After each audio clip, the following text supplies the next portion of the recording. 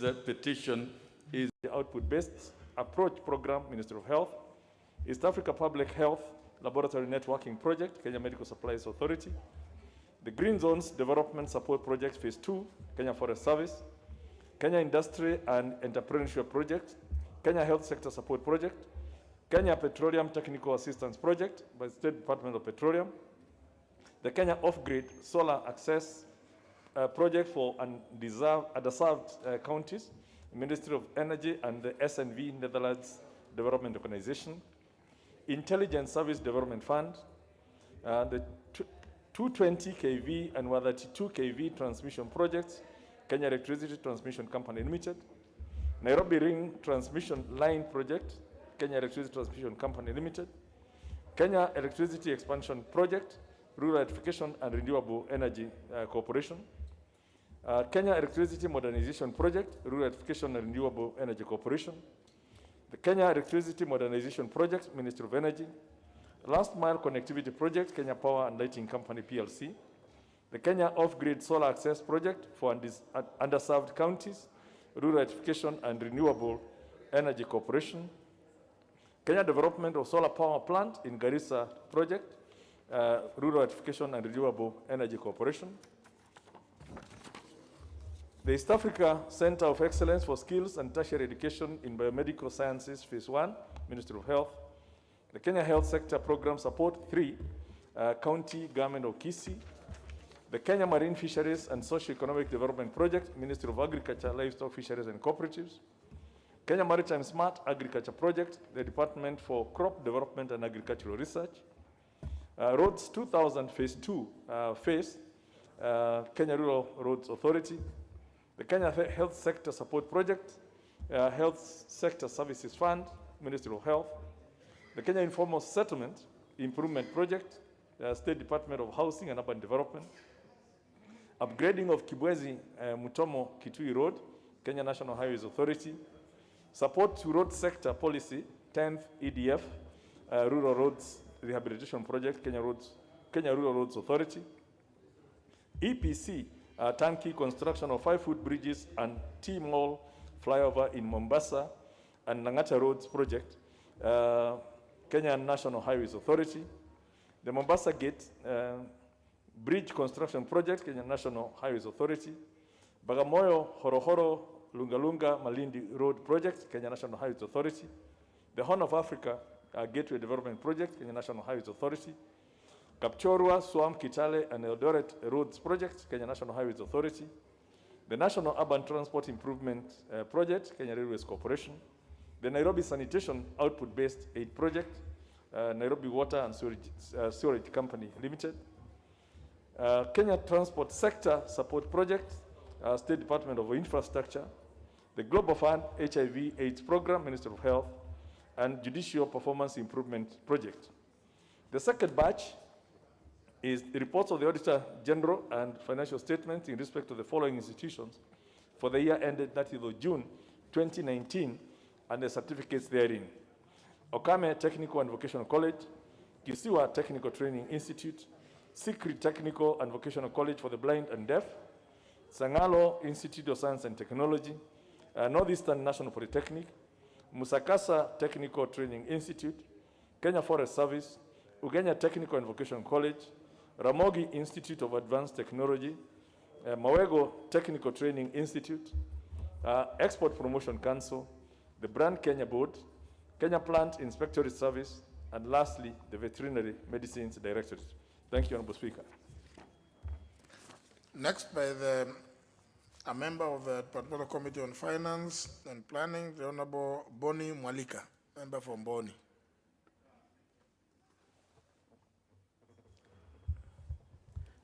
Thank you, Honorable Speaker. Honorable Speaker, I beg to lay the following paper on the table of the House. Today, Wednesday afternoon sitting, February 9, 2022. Report on the Departmental Committee on Finance and National Planning on the recruitment of the National Assembly nominee to serve in the Equalization Fund and Advisory Board. Thank you, Honorable Speaker. The Chairperson, National Government Constituencies Development Select Committee, Fund Committee. Thank you, Mr. Speaker. I beg to lay the following papers on the table of the House. Today, Wednesday, February 9, 2022, afternoon sitting. 1, a report of the Select Committee on National Government Constitutional Development Fund on the status of projects proposals, approvals, disbursements, and restrictions embossed on constituencies' accounts for the first quarter of 2021-2022 financial year as at 30th September 2021. 2, a report of the Select Committee on National Government Constitutional Development Fund on its consideration of the National Government Constituency Development Fund Amendment Bill, National Assembly Bill number 34 of 2021 by the Honorable Tindi Mwale MP. I thank you, Mr. Speaker. Next order. Order number 6, notices of motion.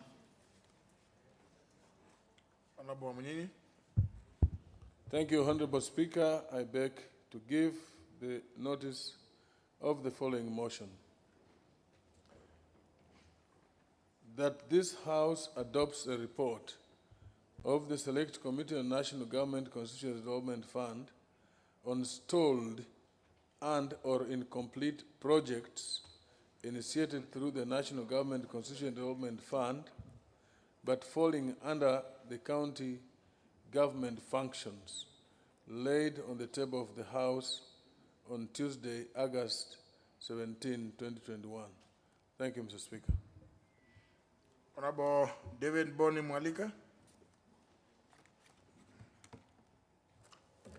Honorable Speaker, I beg to give notice of the following motion.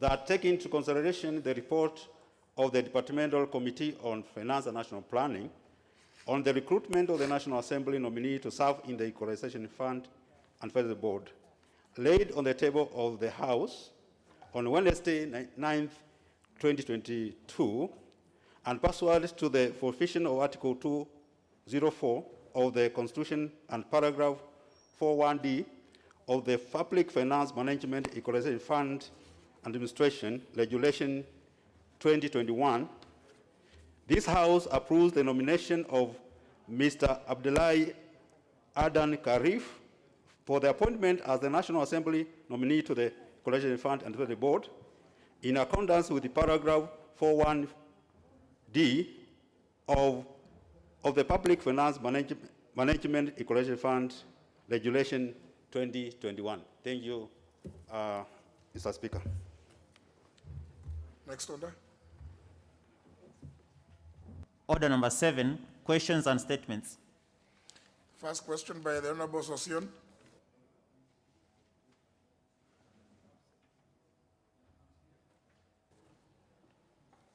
Yeah, thank you, Honorable Speaker. I rise to ask question number 02/2022.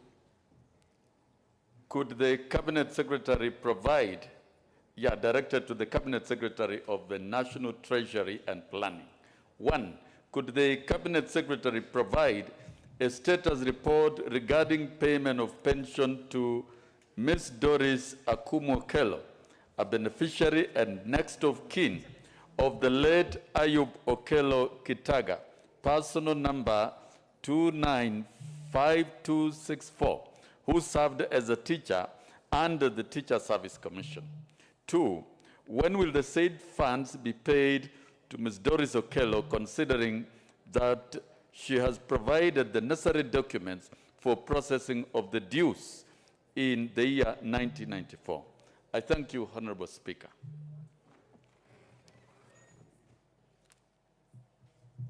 Question will be before the Committee on Finance and National Planning.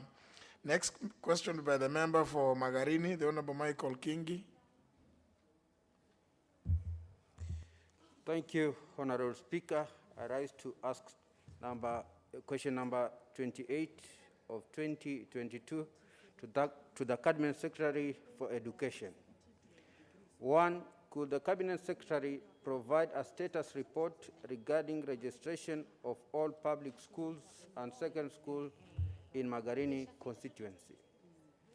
2. What measures has the ministry put in place to ensure that registration of public schools in Magarini constituency is carried out and completed expeditiously? Thank you, Honorable Speaker. Question will be replied to before the Committee on Education and Research. Next question is by the Honorable Sankok. Thank you very much, Honorable Speaker, for giving me this opportunity to ask this very emotive question, number 029 of 2022, to the Cabinet Secretary for Lands and Physical Planning. Honorable Speaker, question number 1, could the Cabinet Secretary provide the current ownership status of the 98,000 acres of Kedong Ranch in Nakuru, previously hived from Narok County?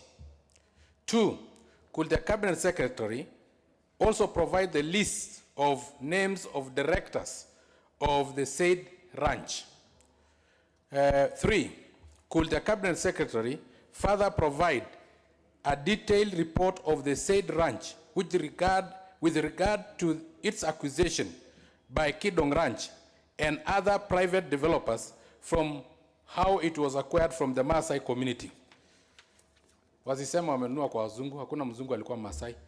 4, could the Cabinet Secretary explain why the said ranch is guarded by the Kenya Defense Forces, a private land, and mine is private, is not guarded by Kenya Defense Forces? Thank you, Honorable Speaker.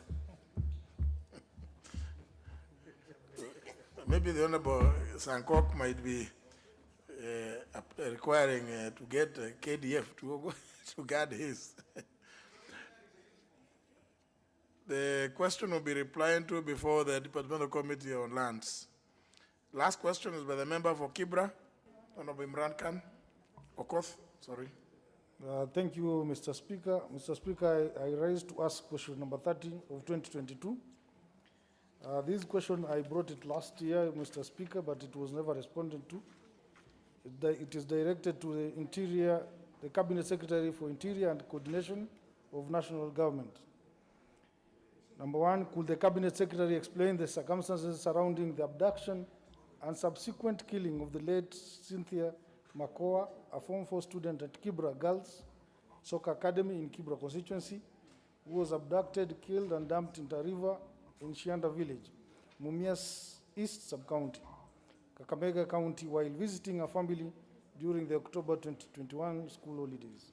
Number 2, will the Cabinet Secretary explain the status of investigations into the heinous crime and indicate whether any suspects have been questioned or arrested?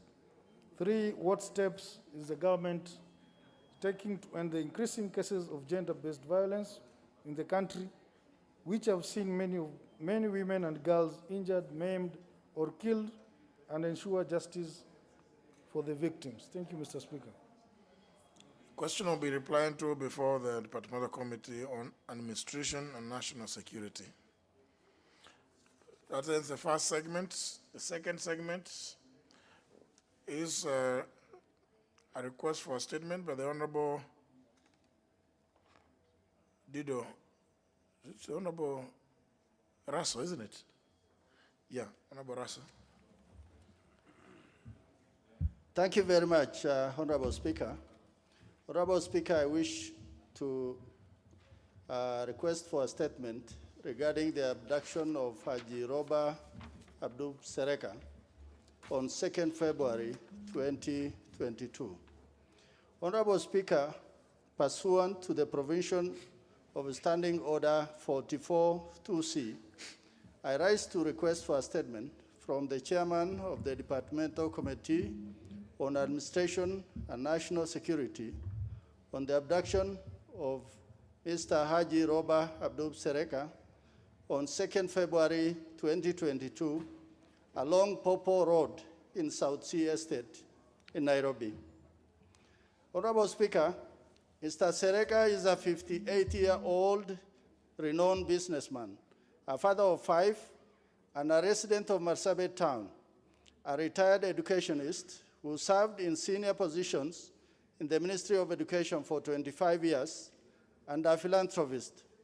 Mr. Sereka is a community leader who has built schools, mosques, and helped many less fortunate members of the society.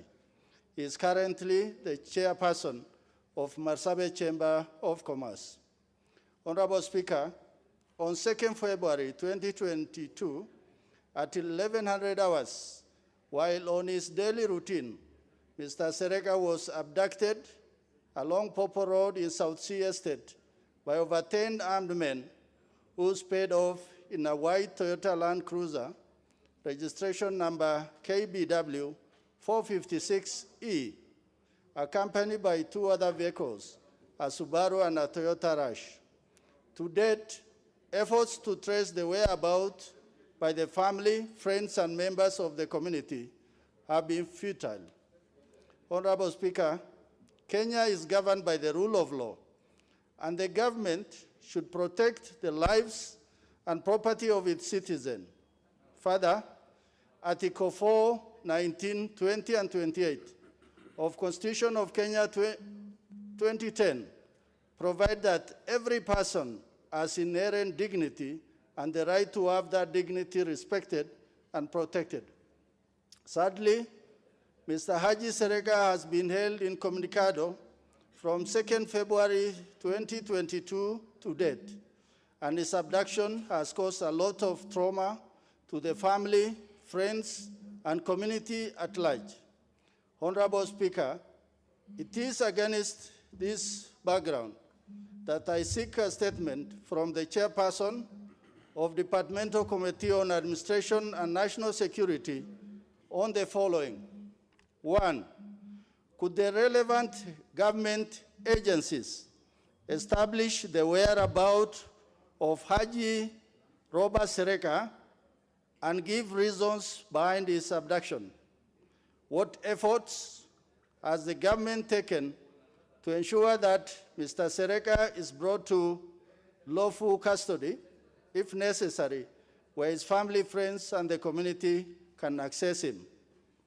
And thirdly, what measures has the government put in place to ensure Mr. Sereka is safe and that the culprits are brought to book for their heinous act?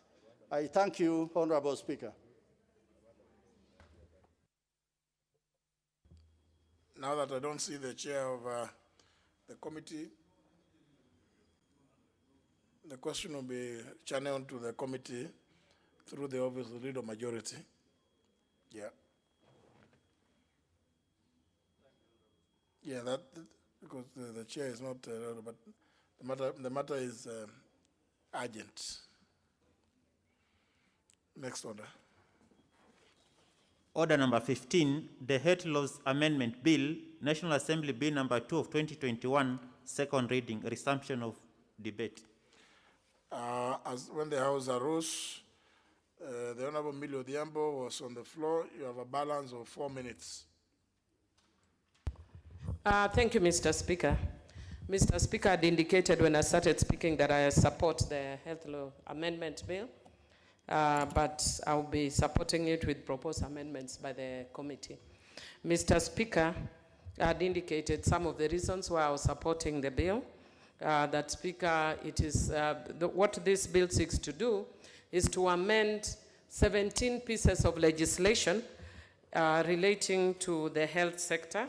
And Mr. Speaker, those include the Pharmacy and Poisons Act, Mental Health Act, Medical Practitioners and Dentists Act, Nurses Act, Kenya Medical Training College Act, National Hospital Insurance Fund Act, the Medical Laboratory Technician and Technology Act, Tobacco Control Act, Nutritionists and Dietitians Act, Cancer Prevention and Control Act, the Public Health Officers Training, Registration and Licensing, Kenya Medical Supplies Authority, Counselors and Psychologists Act, Physiotherapists Act, Health Records and Information Managers Act, the Clinical Officers Training, Registration and Licensing Act, and the Health Act. Mr. Speaker, what the bill seeks to do is to have wide-ranging amendments on these bills relating to health policy to improve efficiency, service delivery, realization of the universal health coverage, and the Big Four agenda in line with the Constitution, the Health Act, and the Mwongozo Code of Conduct or Code of Governance for state corporations. Mr. Speaker, having said that, I just wanted to say that some of the things that stand out for me that I have seen in the report of the committee, which I think need to be looked into, is that we are reversing back into the old ways, Mr. Speaker, because it is top-heavy. There's heavy representation in the state corporations that are being set with where you have PSS forming almost 70%, PSS and AGs in all these corporations that have been set, forming 70%. Some of the agencies that were there before, like civil society, faith-based organizations and all that, have been removed. And Mr. Speaker, that then takes away the voice of the public, which the Constitution requires. Mr. Speaker, it also takes away some element of self-regulation within those sectors. Third thing, Mr. Speaker, the other issue that is of concern to me is, Mr. Speaker, sometimes we need to ask what comes before, the chicken or the egg. In relation to the Mwongozo Code of Governance, Mr. Speaker, I can't really remember, maybe it did come to the House for it to be a government policy. But sometimes when you see the government not adhering even to constitutional standards, we keep referring to the Mwongozo Code of Governance as though it is the Constitution. I think there are certain constitutional principles that go ahead, are way more important than a government policy. I don't think the Mwongozo Code of Governance in itself is bad, but it must adhere to certain constitutional standards, which includes inclusion of the civil society, gender inclusion and inclusion of disability and regional balance, some of which are included. Mr. Speaker, one of the issues of concern to me is the NHIF bill. If you see, because I see my time is up, if you see the provisions relating to NHIF bill, Mr. Speaker, I think we dealt with some of these issues less than 6 months ago, so I don't even know why they are even here. It creates a lot of confusion. And Mr. Speaker, at some time we'll be calling on your officers. If you could request, indulge me just 1 minute to say this. Thank you, Mr. Speaker. If you could guide us, for instance, when you have an omnibus bill with 17 pieces of legislation, when we call for public participation, should it be public participation in health laws amendment, which can confuse the public as a Health Act amendment, or should we, in the media... you have your 1 minute, Honorable Millie. Thank you, Mr. Speaker. I was just wondering if then we can take the, calling for public participation, whether then we can put the 17 pieces of legislation, Mr. Speaker, because you can find that there's one person who is not interested in the Pharmacist Act, but is interested in NHIF. But when they see the health laws, it confuses, because a lot of people think we are actually amending the Health Act, for which they may not be interested. The nurses may not be interested in the amendment of the Health Act, but they may be interested in the amendment of the Nursing Act. So I'm just saying, going forward, perhaps when we are amending, even when it's omnibus, we need to very specifically provide for that. Otherwise, it may stand to be challenged in court. Thank you, and I really do thank you for indulging me. Thank you. And I support with amendments.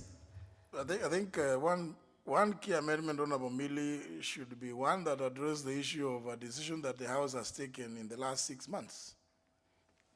Because I think there were very substantial, amendments which went to the NHIF law, which was just assented to in December, towards the end of December, actually. So for it to be here again, maybe somebody needs to really look through and see whether you may not be repeating or maybe doing away with that which you just passed the other day, even though it was a different session. Yeah. Honorable Ended Nyense.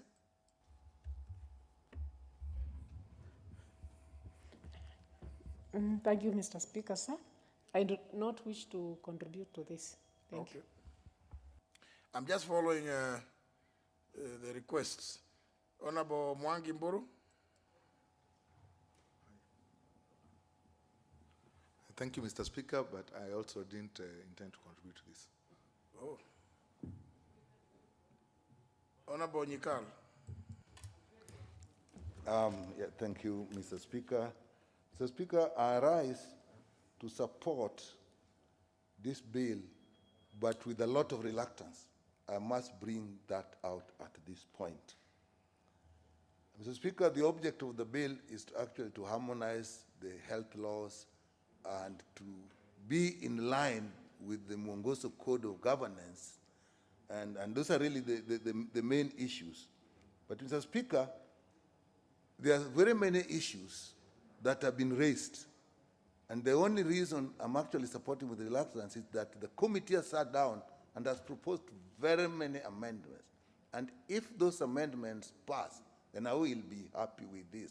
But should those amendments not pass, I will definitely, even at that stage, not support this bill. Mr. Speaker, this bill amends 17 laws. 12 of them are regulatory acts that are regulating the training, the conduct of health professionals. 2 acts are regulating service provision, KEMSA and NHIF. 1 act is regulating trainings institutions. Mr. Speaker, the other act is regulating drugs and substance of addiction. And 1 is an overarching act.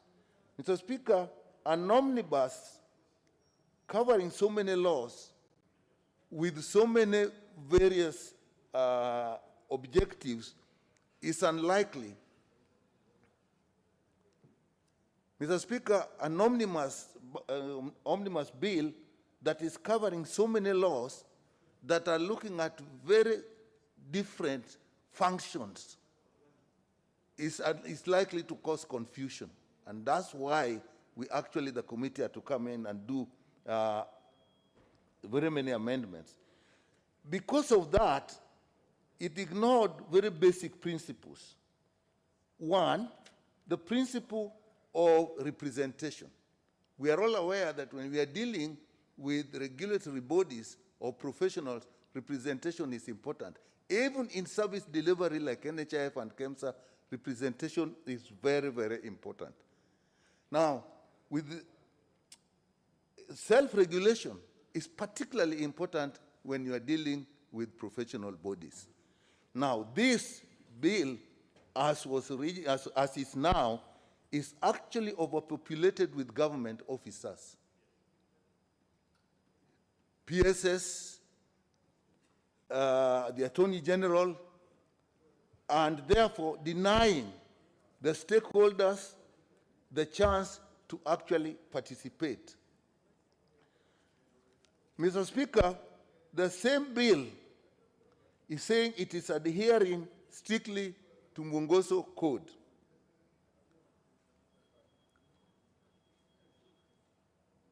Mr. Speaker, I'm really craving your attention.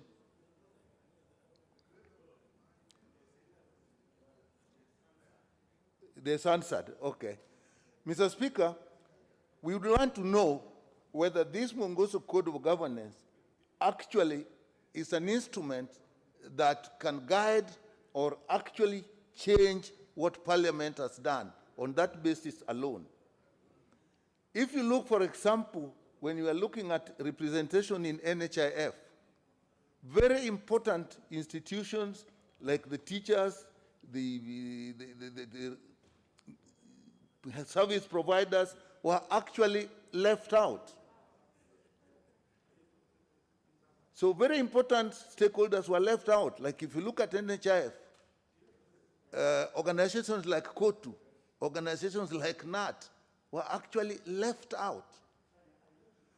When you looked at regulatory bodies like the Nursing Council, the Kenya Medical Association, you find that actually there were very few professionals in there, and you had government officers in their place.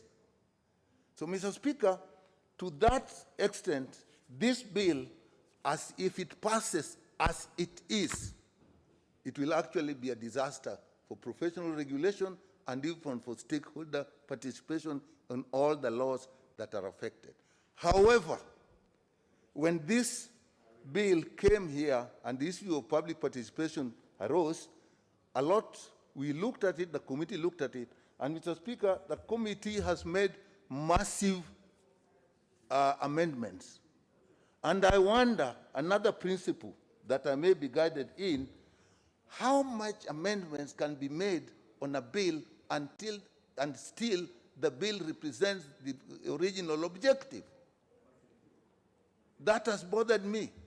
But to the extent that the amendments actually took care of the concern of the stakeholders, the committees then agreed we'll take those amendments.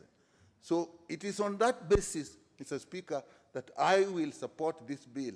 And I will appeal to the mover, he's not listening to me, I will appeal to the mover that when these amendments come to the committee of the whole House, we actually ensure, and I will ask our colleagues in the House, that we really take keen attention on these amendments. Because if we take it the way we all take the committee of the whole House, a couple of us sitting here and saying aye and nay, it actually may be a disaster for the country. But having had some consultations, having had some assurance that the committee amendments will carry the day, I support the bill with that reservation. Thank you, Mr. Speaker.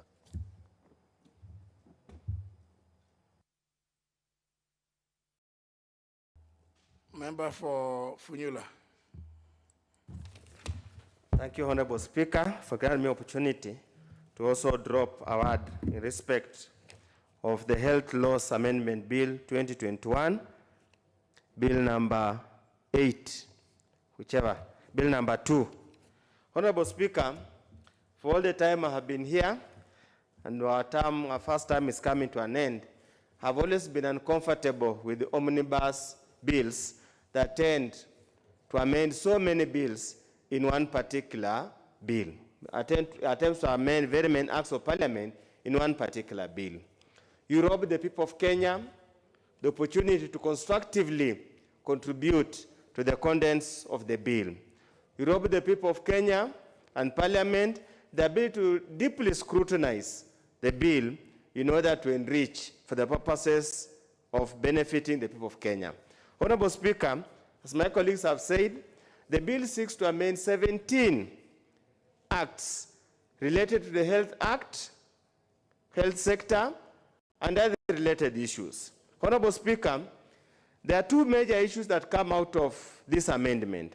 Number one, the bill proposes to reconstitute the various boards, councils that are in various acts of parliament. And these are the Pharmacy and Poisons Act, the Medical Practitioner Dentist Act, the Nurses Act, the Medical Laboratory Technician Technologists Act, the Tobacco Control Board, the Cancer Prevention and Control Act, Public Health Officers Training, Registration and Licensing Act, number 12, 2013, the Kenya Medical Supplies Authority, the Counselors and Psychologists Act, the Physiotherapist Act, the Clinical Officers Act, and the Main Health Act, and many numerous acts of parliament. Honorable Speaker, what comes out very clear is that we are reversing the gains we have made in terms of professionalizing professional bodies. But the mere fact that most of the people who will sit in the boards and the councils are government officers, senior government officers, and then the chairman is appointed by the president. Essentially, the team or the board or the council will essentially be controlled by the government completely, and they can take any decisions at the exclusion of other members. General Honorable Speaker, the world is going towards self-regulation. Most professions are going towards self-regulation. And I would urge the committee, and we will move the amendments at the committee of the whole House, to literally water down the top-heavy government representation to reflect the intent and purpose of self-regulation or regulating the training, registration, and generally managing the affairs of the profession.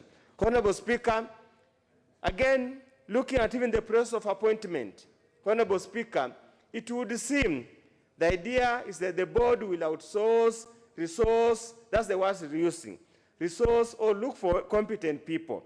Yet the Constitution of Kenya contemplates that each and every Kenyan must be given an equal opportunity to compete for any available vacancy in public service. Honorable Speaker, the idea and the main purpose should be competitive recruitment that essentially gives each and every Kenyan a chance to be appointed.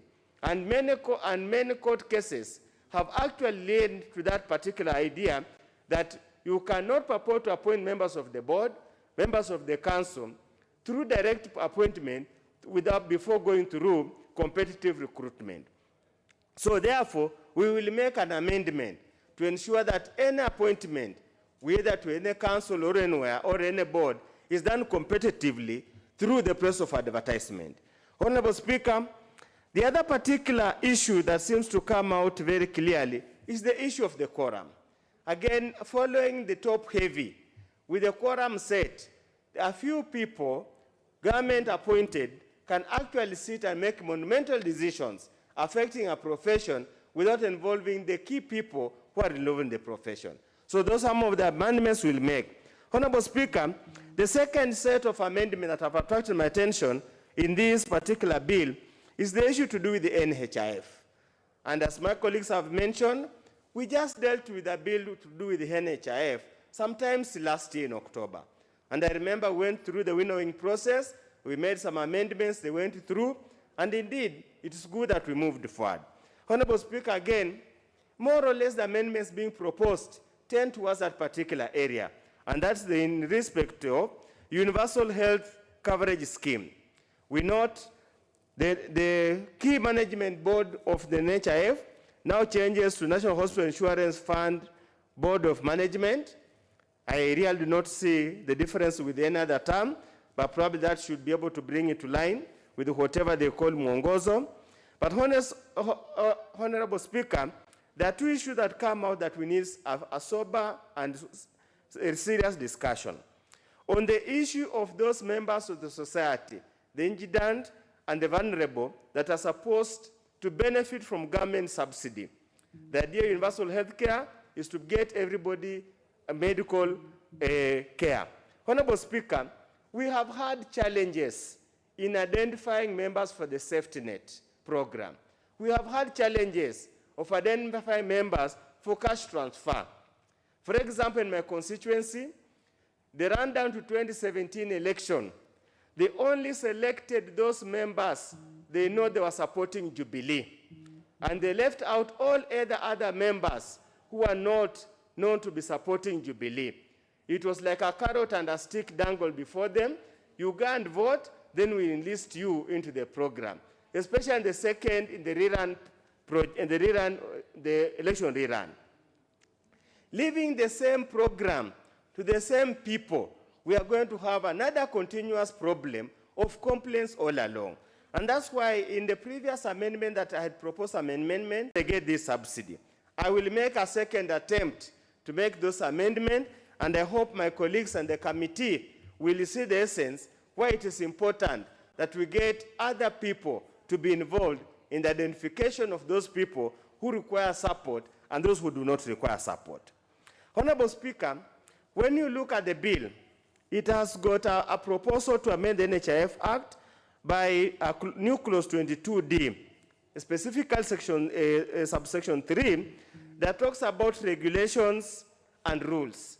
It purports to say the board, in consultation with the cabinet secretary, shall make rules and regulations. Honorable Speaker, as all of us are aware, rules, regulations could actually fall in a subsidiary legislation that is covered under the Statutory Instrument Act. And the Statutory Instrument Act is very clear. The regulatory making authority is a cabinet secretary.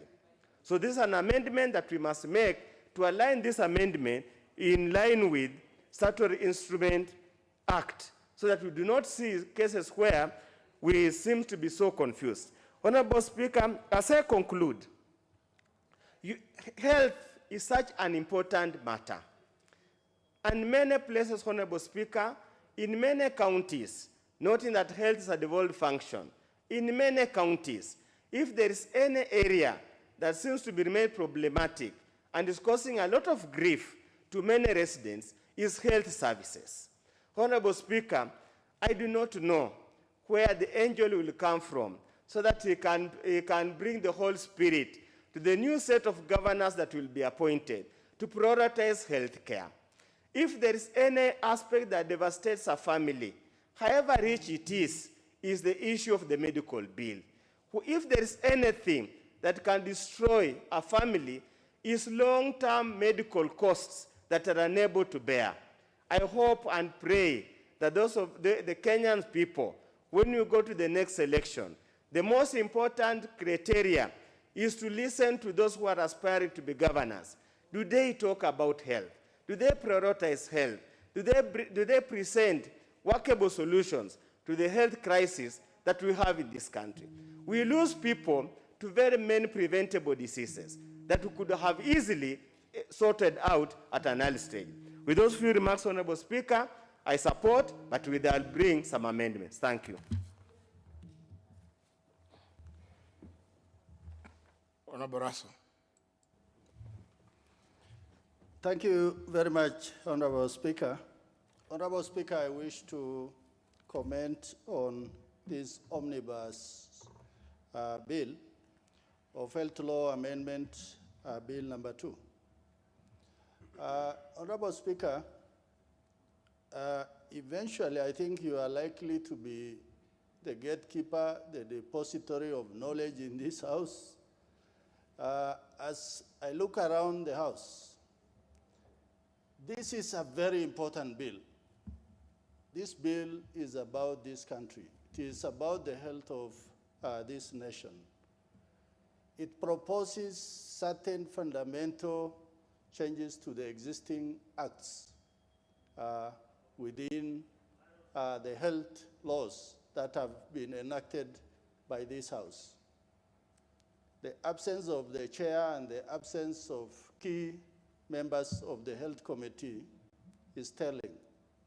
But having said that, the purpose of legislation is to enhance governance, to put in effectiveness and efficiency in performance of functions and duties to both institutions and individuals.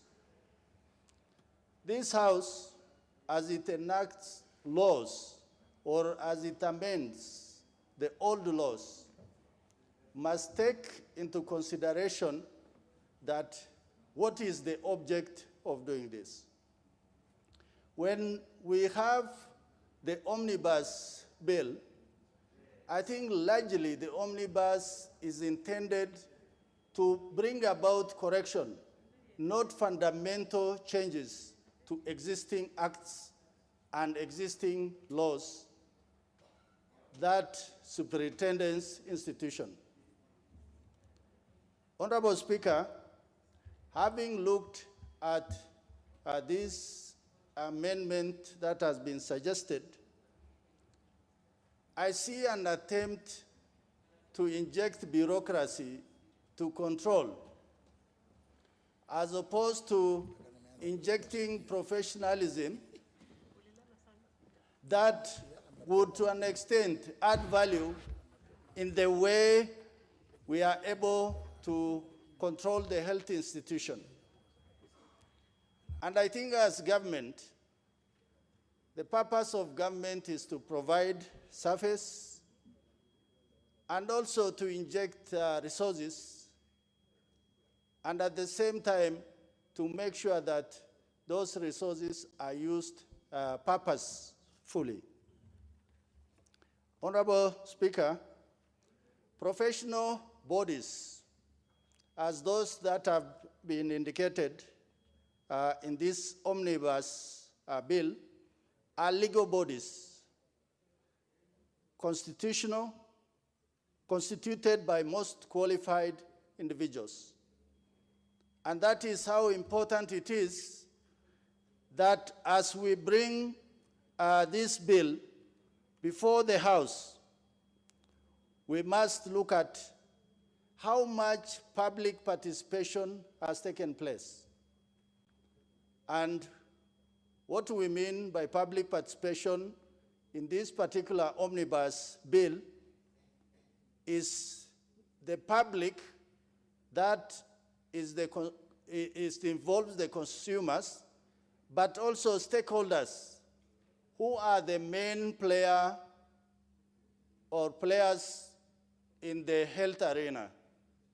And that is why my colleagues who have spoken before me were very clear that NHIF, where we enacted such an important bill, I think hardly a month ago, then suddenly we have an omnibus amendment that is suggesting a particular change.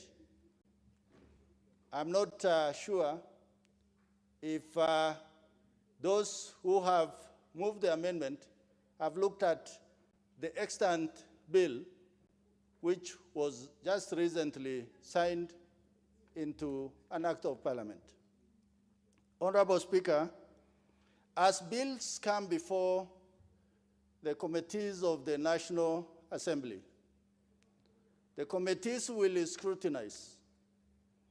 And I have to say with degree of certainty that if there are major changes or the committee proposes drafts of amendment to what has been brought before the House, then I believe maybe that bill was not properly crafted from the beginning. And that is where we must be careful to actually ask ourselves, would it not be necessary to even return to the originators of the bill so that they look through it, as opposed to the committee appearing to be making the bill themselves? Honorable Speaker,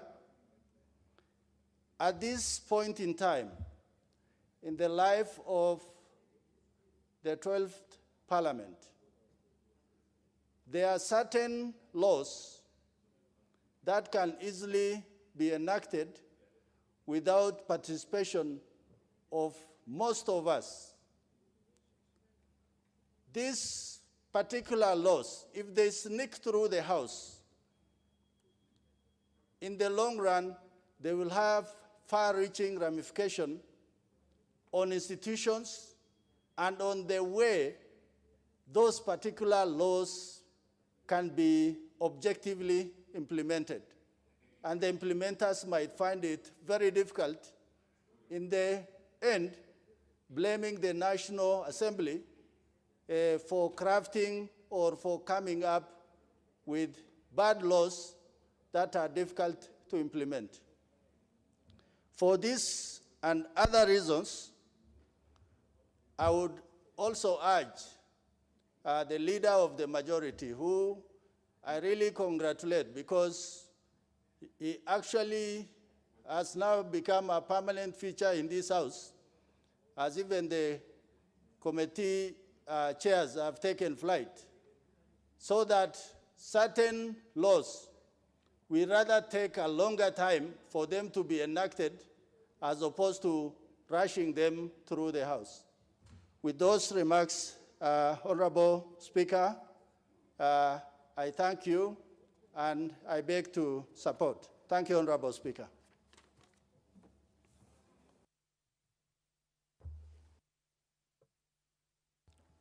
Now, honorable members, I don't see any further interest, so I call upon the mover to reply.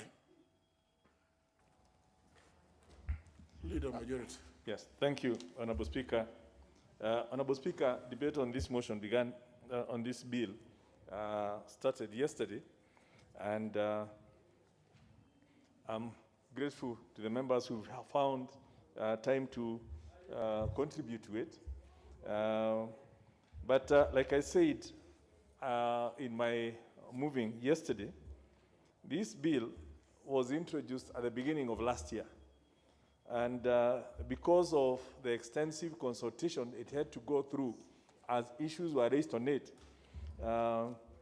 it's perhaps the most publicly participated bill that we are looking at. So I want to assure members that in terms of public participation, this bill has received extensive public participation and input from committee members and members specifically, those in the medical profession.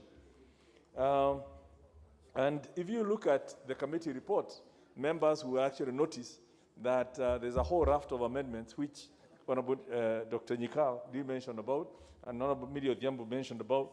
And if those are implemented, then even the reservations that members have on the bill would have been sorted. Honorable Speaker, I did also mention yesterday in my moving that inclusion of the NHIF in that original bill was again a timing issue.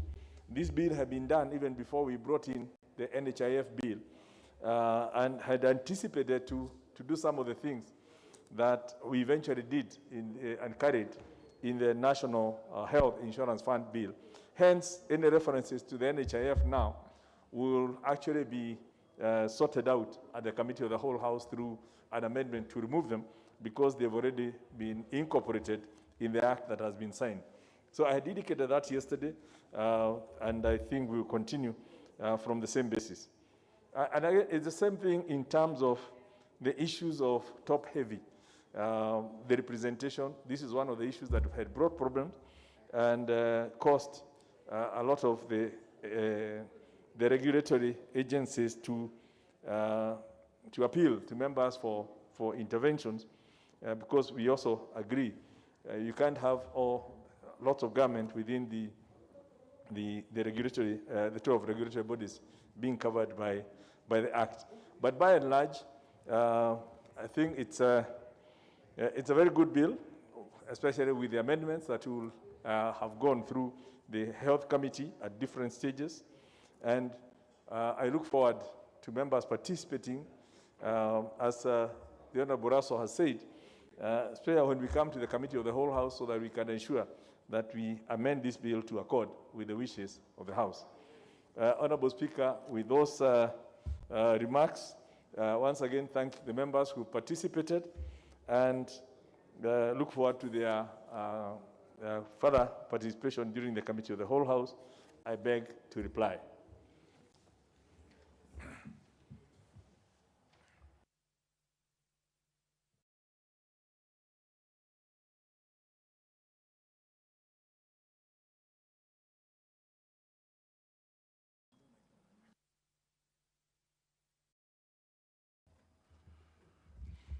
Very well, honourable members, for obvious reasons, we defer putting of the question to tomorrow afternoon. Next order. Order number 16, the Coffee Bill, Senate Bill number 22 of 2020, second reading.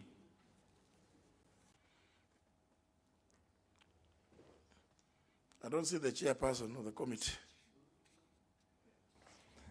Honorable Speaker, the chairperson of the committee has kindly requested that we step down this bill because they are still in consultation with his committee members and some of the other stakeholders. And we will now bring the report in the course of next week, because we don't have the report, and it's you know, we're using the Senate bill also to link and harmonize with the bill that we introduced in this House. So they're at the final stage of harmonizing the two, and they would wish to bring a full report rather than a progress report in the course of next week. So I would ask that we agree to his requests to step it down for now. Would you suggest that we put it in the order paper next week, or maybe the week after? I think next week we had agreed we do budget issues. So realistically, it might be best we do it the week after. The week after. Yeah. Very well. So therefore, stood down. Move to the next order. Order number 17, the SACCO Societies Amendment Bill, National Assembly Bill number 55 of 2021, second reading. Yes, Leader of Majority. Yeah, Honorable Speaker, I beg to move that the SACCO Societies Amendment Bill, being National Assembly Bill number 55 of 2021, be now read a second time. And Honorable Speaker, as members will be aware, this bill is basically a republication of the SACCO Societies Amendment Bill number 16 of 2018, which had already gone through this House, and it was passed at the end of 2018 and assented to, but following the case that was sent to the court by the Senate, the High Court on 29th of October 2020 did declare, that give a position in the constitutional petition number 353 of 2019 that nullified 23 bills, and one of these is actually the Act number 18 of 2018, the SACCO Societies. However, as the Court of Appeal did reverse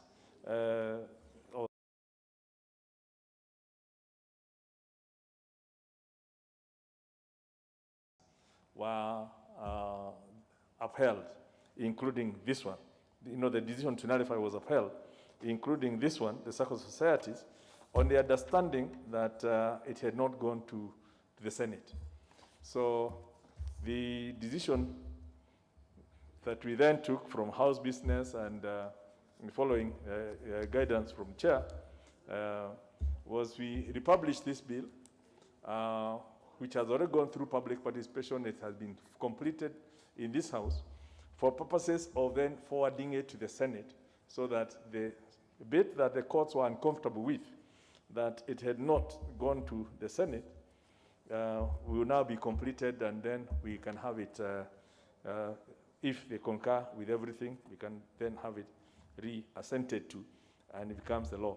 So really we don't have to, it's so clear to everyone what the content of this bill was. It was thoroughly debated in this House. Public participation was done, and the members unanimously agreed to it. And hence, we, apart from just highlighting what this bill intends to do, basically it's something for just to refresh our minds, that this bill is providing for the establishment and operationalization of an electronic filing system for all the statutory returns and documents by the SACCO societies. And it also makes a provision for the issuance and publication of specific guidelines and directions on how the electronic processes are supposed to be realized. And generally, in looking at the issues that more specifically, the bill seeks to work on the following: modernize the system of SACCOs in Kenya, as well as some of the processes that it's talking to is the registration of SACCOs through introduction, again, of an electronic filing system, issuance and cancellation of the authentication codes to the registered users. It also looks at the process of transmission of statutory returns, documents, and other relevant information, correction of errors, if any, or amendments to statutory returns, documents, and other information, and remedy procedures in case of breakdown of the electronic system, amongst other things. So basically, again, this is it's just seeking that, and like I said, I debated and agreed. Proposes to alter the SACCO Societies Act of number 14 of 2008 by amending Section 53, which is to allow for the use of ICT in the collection and receipt of statutory instruments. And Clause 9 further states that the authority may establish and administer an electronic filing system to electronically submit statutory returns and documents. And this is the thrust of the amendments that were being proposed and being made. Now, you know, this bill, or the provisions of this bill will reduce the regulatory reporting burden on SACCOs, while also assuring faster, more efficient and accurate reporting, both and also the monitoring and analysis of the financial conditions of the SACCOs, as well as the, you know, introducing this so-called risk-based supervision on the SACCO societies. So the bill also intends to harmonize the definition of minister, you know, to bring into accord with the Constitution, the reference now being to Cabinet Secretary, and also the responsibility of the Office of the Controller General, as expressed in the Act, to also harmonize it with the Constitution. It is a straightforward matter, Honorable Speaker. Like I said, we had gone through this bill. Everything passed. It was challenged in the courts that it had not been, because SACCO cooperatives are one part of the devolved functions, and the High Court did agree that indeed on this particular bill, we should have taken it to the Senate for their input. And hence, we hope by redoing it afresh and passing it, then we take it to the Senate, it will have completed the journey as required by law. So, Honorable Speaker, with those few remarks, I beg to move and would ask the Honorable Nduati Ngugi to second, who has been putting quite a bit of time on this and member of the Finance Committee. I'm also aware the Honorable Udo is here, and he will be giving his input into it. But I beg to move. Okay, Honorable Nduati. Thank you very much, Madam Speaker. As the Majority Leader has said, this bill had come through our committee, Trade, Industry and Cooperatives Committee, and he did justice to it. It went through public participation also. It came here for first reading, second reading, and it passed in the committee of the whole House. So it underwent all the stages, and we had taken care, and the SACCO societies also participated, and they are really supporting this bill. So, Madam Speaker, I wish to second.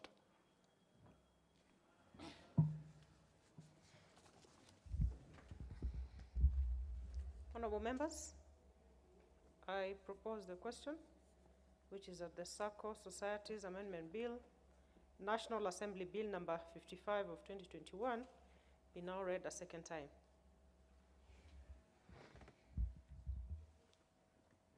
Honorable Member for Funyula. Thank you, Honorable Speaker, for giving me an opportunity to contribute to this bill.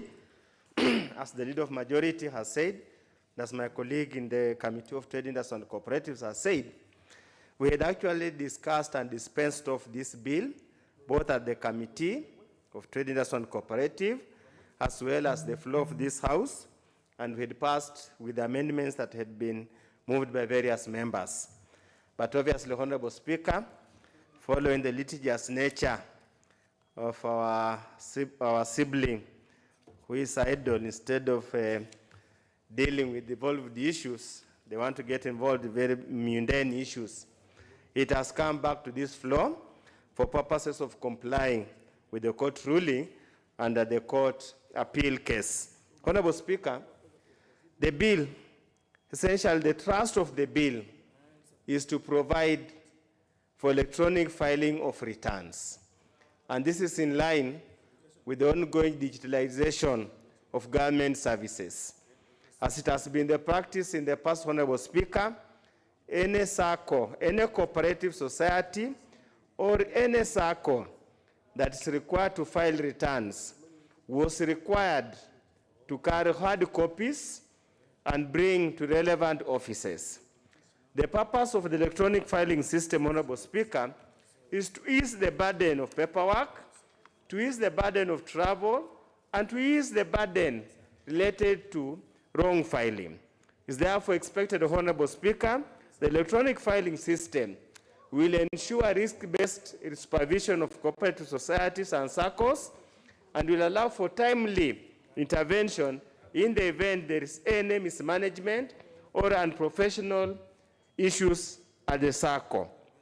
Honorable Speaker, it's also important that this gives ASRA, which is the supervision authority or the regulatory authority, a chance to review online and real-time any matters relating to SACCOs and societies. Honorable Speaker, in supporting this amendment, Honorable Speaker, we need to emphasize the important role of the cooperative movement in this country. We need to emphasize the important role, Honorable Speaker, of the SACCO to the extent they raise funds and the members use that fund to address various issues and challenges in their personal life. So, Honorable Speaker, with those few remarks, I support the bill because I already made comments on it.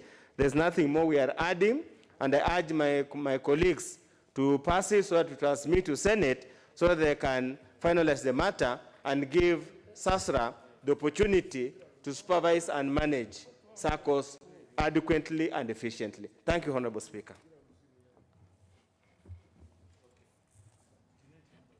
Honorable members, who else is interested in making a contribution? It's an important bill.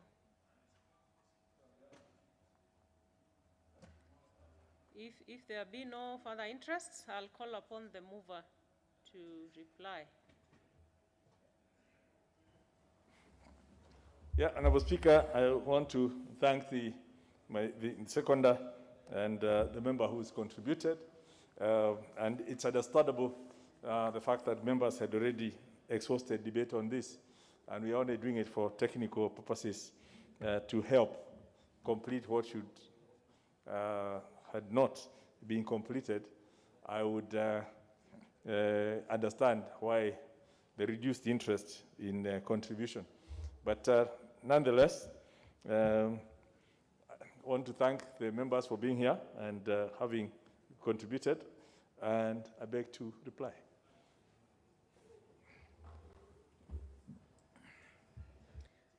We shall defer the putting of the question until we have it next in the order paper.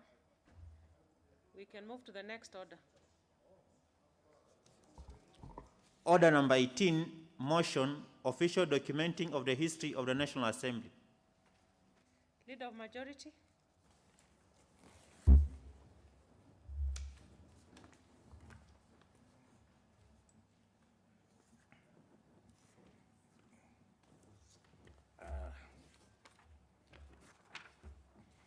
Honorable Speaker, I beg to move the following motion, that aware that the history of any institution is key to evaluating its development, further aware that documenting history provides a knowledge bank for future generations, noting that the history of Parliament of Kenya is largely unrecorded, scattered and piecemeal, further noting that most comparable jurisdictions have elaborate records of their history, which are periodically updated to capture new developments, cognizant of the fact that the Parliament of Kenya marks its 115th anniversary this year, having been established as the Legislative Council, or LegCo, in August of 1907, further cognizant that the legislature has been transforming in the last century both in mandate and composition, starting as a fused unicameral legislature to a bicameral one at independence, to a unicameral legislature before again reverting to a bicameral parliament after the promulgation of the Constitution of Kenya 2010, recognizing the many works of arts, including statues, frescoes, murals, and pictures connected with the history of the Parliament of Kenya, including the contributions of great men and women, families, architects, and politicians throughout the 114 years of the history of the institution, and its transformation and growth throughout the period. Now, therefore, in order to ensure the preservation of the history of the institution for future generations, this House resolves, one, that at an appropriate stage, the House appoints a committee comprising of not more than 9 members to oversee the preservation of these histories for posterity, with special focus on the National Assembly. 2, that the copyrights of the History of Parliament of Kenya projects be reserved for the benefit of Parliament and the people of Kenya. And 3, that the Clerk of the National Assembly puts in place and executes appropriate mechanisms to actualize this resolution. Honorable Speaker, we had started debate on this motion in the last session, and obviously that died with the 5th session. So it's a reintroduction of that intention in the realization that our Parliament has come a long way. And for those who have read some history, the first Legislative Council, the LegCo, sat in a small corrugated iron building in Haile Selassie Avenue, which was then known as White House Road, just across from these chambers, and it met there for 17 years. We also know the Bank of India building in Kenyatta Avenue. It has its own history, and the LegCo started meeting from there in 1924. It was then referred to, known as the Memorial Hall. And from that building, between 1924 to 1954, the LegCo transacted business for that years, and again before it moved to the buildings that we know today, which is the Parliament. Now, this information is recorded by the first Speaker of the National Assembly, the late Humphrey Slade, who served this Parliament from 1967 to 1970, and at pages 59 to 60 in his book, The Parliament of Kenya. And this book was published in 1967 by the East Africa Publishing House. And at that time, the book used to cost 3 shillings. It's actually a very rare book for those who might be lucky to get it. And I'm recounting these details just to demonstrate a few things. That one, we have a very rich history, but one that we hardly know of, which is largely unrecorded, and where it is recorded, it is scattered. The 2, it's important we have a repository of our unique history and heritage that we can always go back to and read, touch, feel, and be part of. And especially with the young generation who are now more moving towards their phones and PlayStations and all that.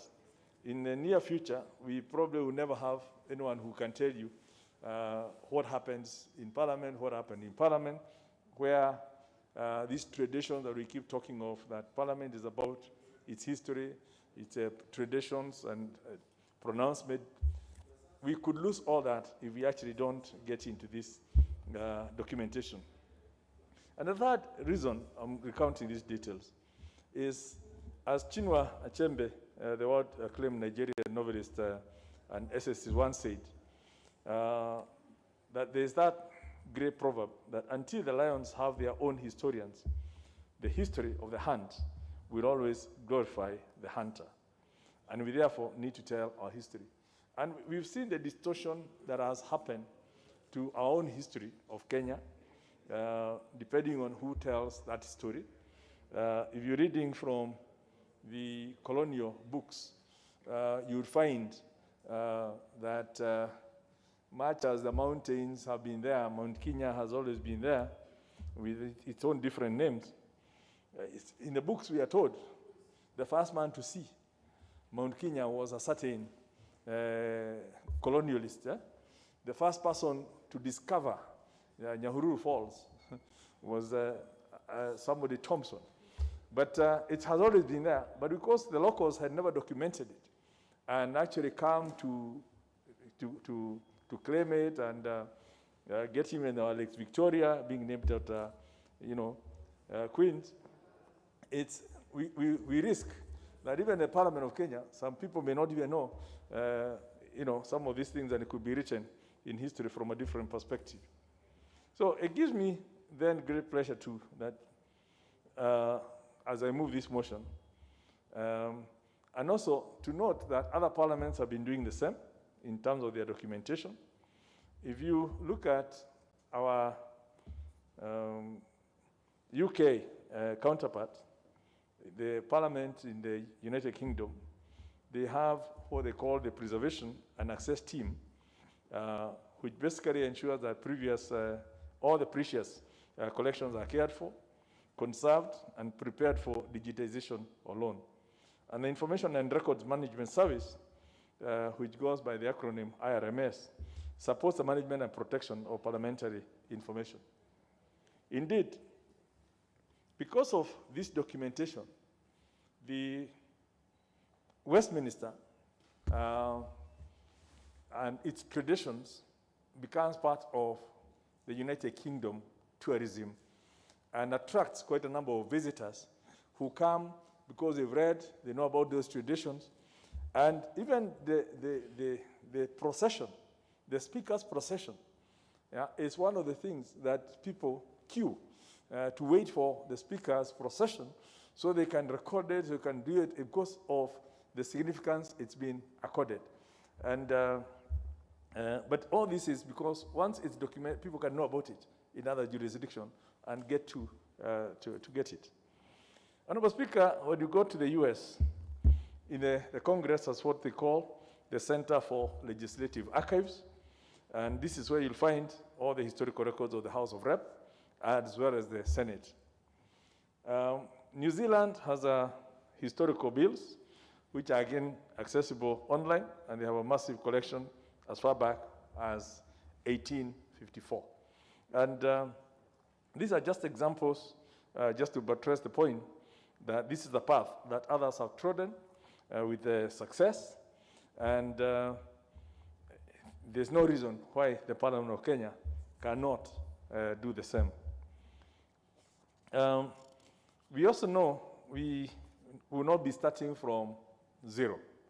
We made some progress, we made some strides, and we have the Parliamentary Broadcasting Unit and the live streaming of parliamentary proceedings, which already has archived a fair bit of what's been happening.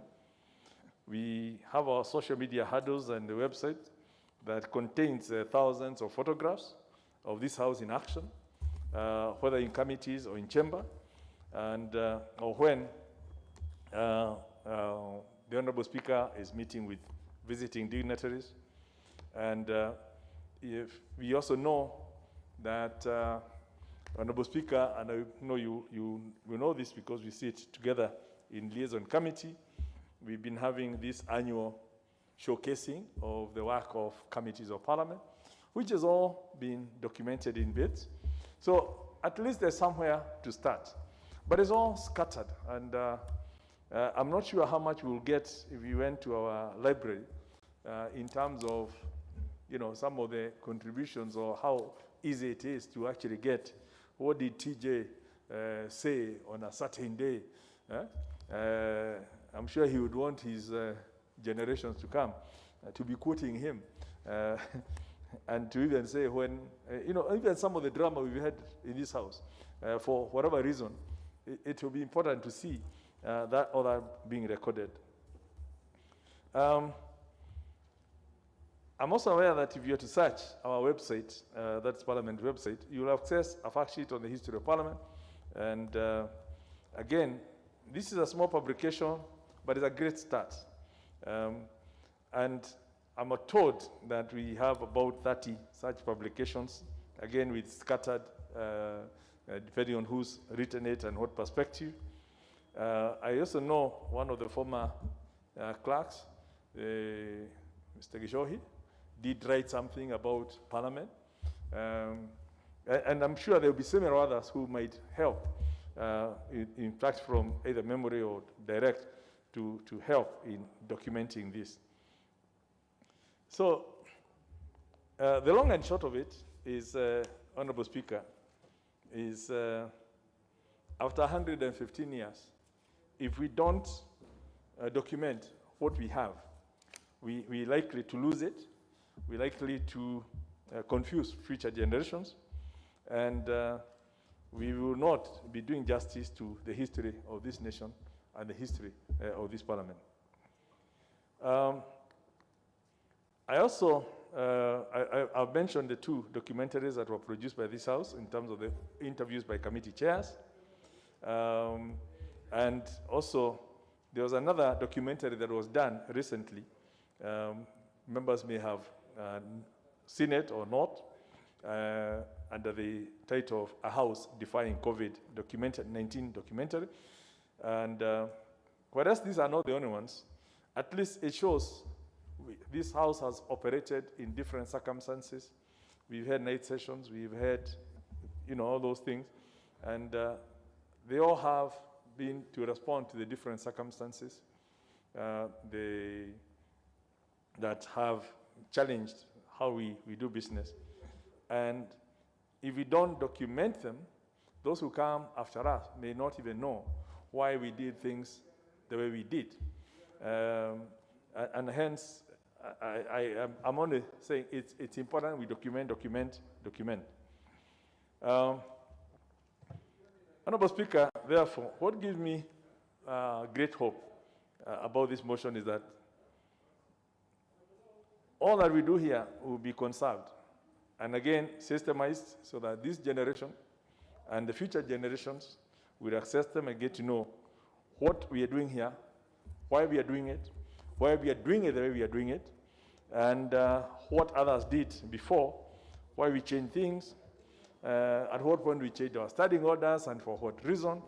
The Honorable Speaker was just talking today about not wanting to chair the Privileges Committee. We will get to know why has happened.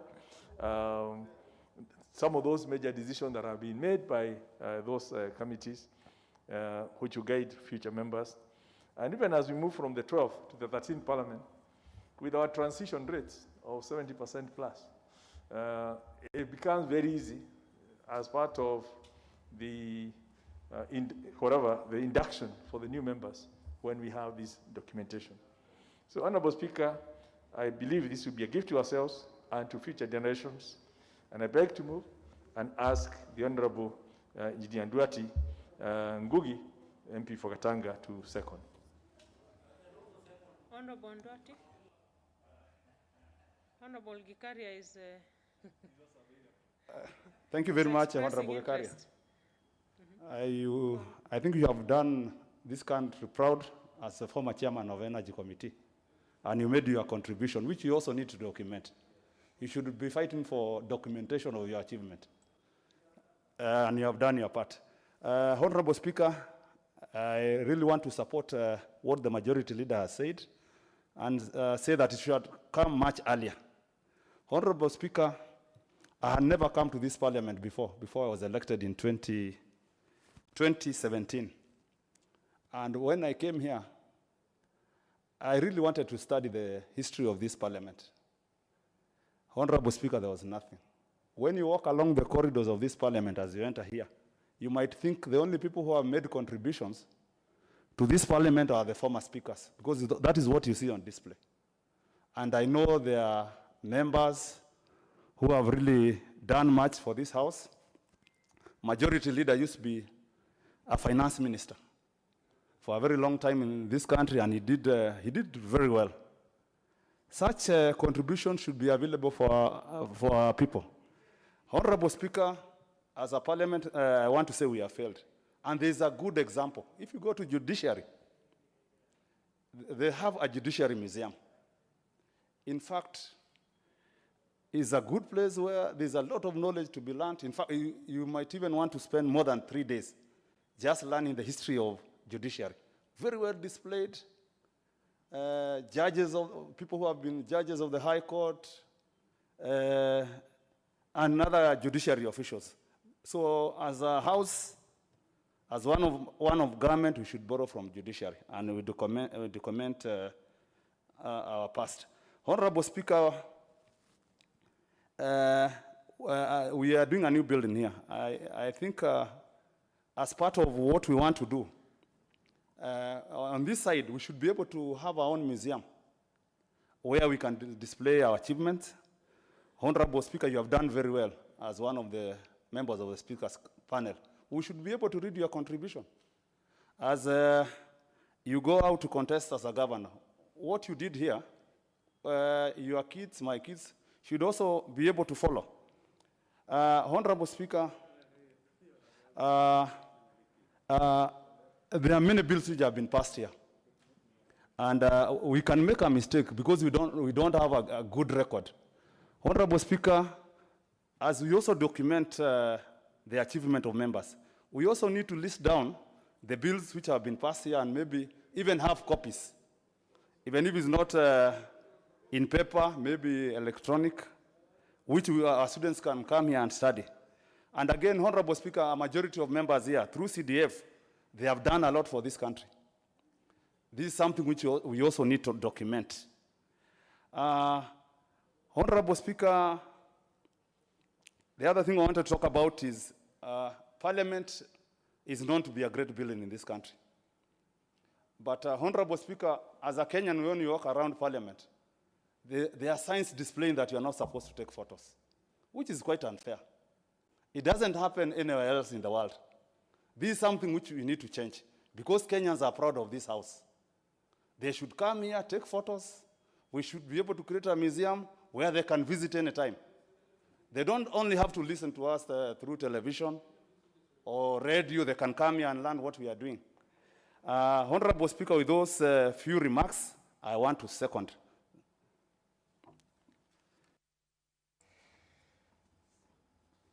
Order, members. Order. Order, Honorable Halima. Honorable members, I propose a question, which is that aware that the history of any institution is key to evaluating its development. Further aware that documenting history provides a knowledge bank for future generations.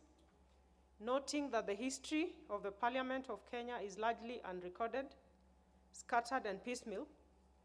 Further noting that most comparable jurisdictions have elaborate records of their history, which are periodically updated to capture new developments.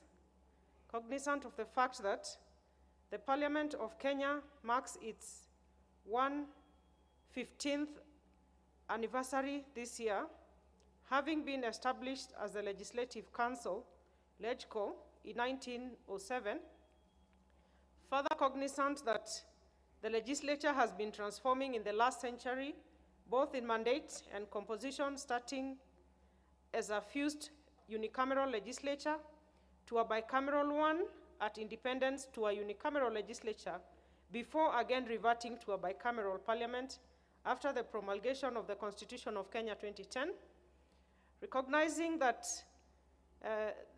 recognizing the many works of arts, including statutes,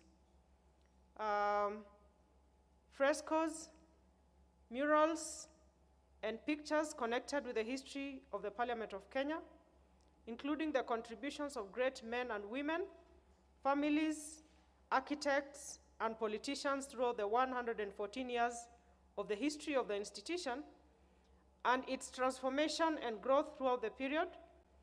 Now, therefore, in order to ensure the preservation of the history of the institution for future generations, this House resolves, 1, that at an appropriate stage, the House appoints a committee comprising of not more than 9 members to oversee the preservation of these histories for the posterity, with special focus on the National Assembly. 2, that the copyrights of the history of Parliament of Kenya projects be reserved for the benefit of Parliament and the people of Kenya. And 3, that the Clerk of the National Assembly puts in place and executes appropriate mechanisms to actualize this resolution.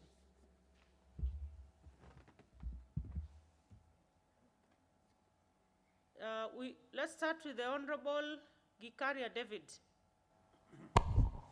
Thank you, Honorable Speaker, and let me take this opportunity first to thank the President for having appointed me as chair of the Energy Committee for the last 4 years. And I want to appreciate that among the so many members of Parliament, 369, I was able to serve as the chair. And a lot of development, a lot of electrification has happened in the last 4 years under the Jubilee government, and I appreciate the very good work that the Energy Ministry has been doing. And just to recognize that being appointed to that position by the President was not a mean score, and the people of Nakuru, Town East constituency appreciate. And I take this opportunity to thank the President for having given me an opportunity, and to also appreciate that there has been other issues. Secondly, Honorable Speaker, is that... Honorable Abdisalan, what is out of order? I did not read the standing order correctly. I don't think whether the chair was appointed by the President to the position according to the standing orders. He's supposed to be elected by members of the committee. Probably if his party has given goodwill, then he should be clear on that note. Otherwise, we are not aware of any appointment by His Excellency to Honorable Gikaria. Okay, Honorable Abdisalan. I think Honorable Honorable Chair, Honorable Speaker, I don't know whether the member is a Jubilee member. If he's in ODM, so he wouldn't have known. Honorable Gikaria.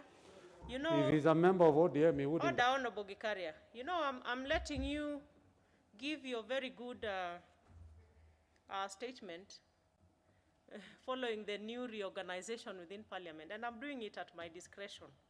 So just contextualize it. No, let Honorable Gikaria speak for himself. But again, just be brief and contextualize it within the standing orders. Go ahead, Honorable Gikaria, but be precise and specific so that you can contribute to what is before the House. Which member is that? Honorable Masara. Madam Speaker, thank you for giving me this opportunity. But being we have a very serious business in the floor of the House now, Madam Speaker, is it in order for Honorable Gikaria to give us history of how we got being the chairman of... You're out of order, Honorable Masara. Madam Honorable Speaker, Gikaria, honestly, go on. Honorable Gikaria, go on.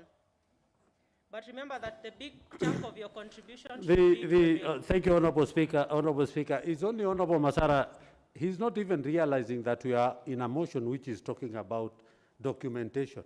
And part of me being having been appointed as a chair is part of the history that we are going to talk about. All the same, Honorable Chair, let me first of all thank the majority leader for having brought this motion on the floor of the House. And it is true, Honorable Speaker. I happen to have been a councillor in Nakuru municipality for 10 years, Honorable Speaker. And at the same time, I happen to have been elected as a mayor in 2008. And Honorable Speaker, if you go to the then municipality chambers, all the history, particularly of the mayors and the sitting MCS, was all over the place. And you could be able to tell who was there. And I think history, it is something that is very, very important. And I want to appreciate and also support this motion that, Honorable Speaker, that it is true indeed that we need, as indicated, the official documenting of the history of the National Assembly. And not only maybe, as much as we speak about the National Assembly, it's about the Parliament. And Honorable Speaker, if you look at what Mheshimiwa, the Majority Leader, has indicated, Honorable Speaker, it is true that without history, this place remains just something that nobody will ever... And I want to appreciate more so, particularly on the resolution that has been said, that there will be a committee of 9 persons, so 9 members of Parliament. And we are just hoping that these 9 members will cut across, particularly bringing on board those members who have served here for quite the ranking members.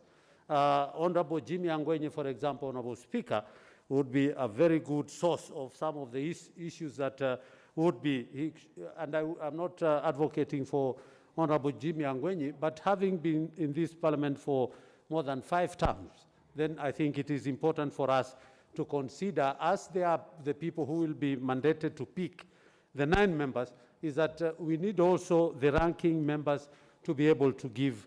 And it is also more important, Honorable Speaker, is that this parliament has transformed from what we used to know and now the current, including the digital gadgets that we are using, both here in the chambers and also at the committee level. Honorable Speaker, this history is key, and it's going to bring, and those people who will come after us will be able to go back and they can be able to learn what was there. Honorable Speaker, looking at what has been suggested, that the clerk should expedite this.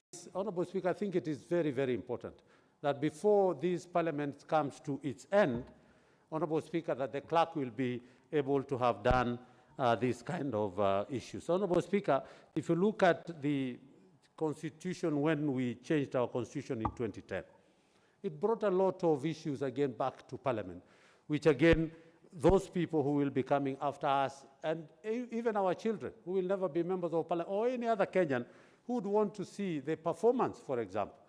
This Parliament and the last Parliament, Honorable Speaker, has really performed in terms of the mandate that has been given to this under Article Constitution, under Article 95, particularly on legislation. And Honorable Speaker, much as we will be remembered for a few, some of the things that should not be recorded and should not be kept in the history, is the few negative things which I've been fighting, particularly the fights around here in the chambers, and like the other day where a member was almost lost an eye. So these are some of the issues that we should also, much as we are doing this recording, Honorable Speaker, let there be the positive things only that should be able to be included in this. So with those few remarks, Honorable Speaker, I support this motion, and I hope that this is done faster, that we can be able to address this before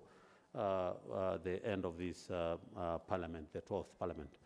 But Honorable Speaker, with your permission, maybe I needed to ask for guidance. I don't know whether it's now or later, because I needed some advice, and not advice actually, but your ruling on matters to do with the elections, as my brother has just indicated here, elections of the chairs and the vice chair.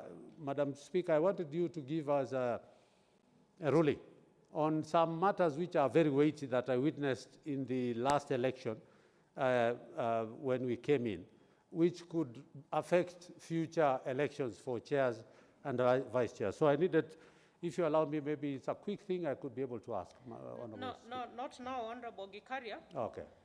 You may want to consult with the clerks to find the appropriate avenue.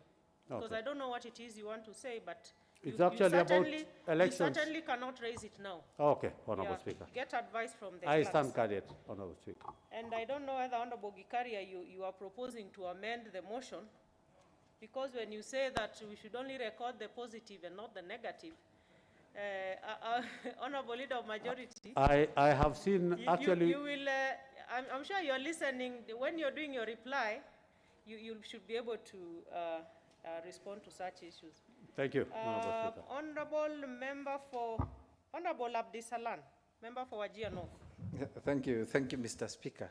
I'm part of the history. We are learning in Parliament is that Mr. Gikaria. Honorable Abdisalan. Yeah, Honorable Gikaria was a member of is it the county assembly or the county council for 2 terms. Recently, I saw him fighting on the floor of the House during the amendment. Little did I know that this knowledge was gathered. I think that this is part of history that we also need to learn. That said, Madam Speaker, I think this is long overdue, and no doubt the history of legislation in Kenya dates back to the colonial era when a legislature council was created by the East Africa Order Council in 1907. I think they had their first sitting in 1907. If I'm not wrong, that was 17th August 1907. And I think the first speaker was Sir Humphrey. I think this is history that we really need to learn and appreciate. After it was established, I think the first issue they discussed was abolishing the aspect of slavery. That was the first issue they discussed. It is really important that as a country, we need to learn history. We really need to understand where we are coming from, where we are and where we are going to. Until we do the right documentation at the right time, then we will not be in a position to really understand where we are coming from. We will not be in a position to do correct evaluation of our performance if we don't do the right documentation. That said, Madam Speaker, I think even for us to do the right contribution on the floor of this House, then we must have documentation done and members, going through this documentation such that we can improve on our contribution on the floor of this House. Madam Speaker, in the government sector and in the non-state actors, you will find that there is performance contract that is signed between the staffs of that agency and their supervisors. But when we look at our context, we don't have signed performance contract between us and our electorate. What is happening is that our performance on the floor of this House, both in terms of contribution on the floor of this House, and as well as in terms of development, ought to be documented, such that when our electorates go through our performance, then they can understand that this member is performing well or is underperforming. I think that is the only aspect that will really help them understand the performance of members on the floor of this House. That said, information is power, and if we don't do collection of information at the right time, documentation of information at the right time, then we will not be in a position to make any sort of informed decisions, be it in terms of performance by our electorates, be it in terms of contribution on the floor of this House, in terms of development in our constituencies. So this aspect is really budget making. Even as we make budget, Madam Speaker, I think we must collect the right information as per constituency. What was allocated to constituency A, constituency B, and constituency, so that we can even understand the disparities that exist. And as we come to the floor of this House, then we can argue and say, look at the disparity between Wajir North constituency and that of Nyeri or Muranga, where probably most of the resources of this country will be going. I think we can only make this kind of comparison if we do collection of information at the right time and share with members. So it is really important that we speed up this process.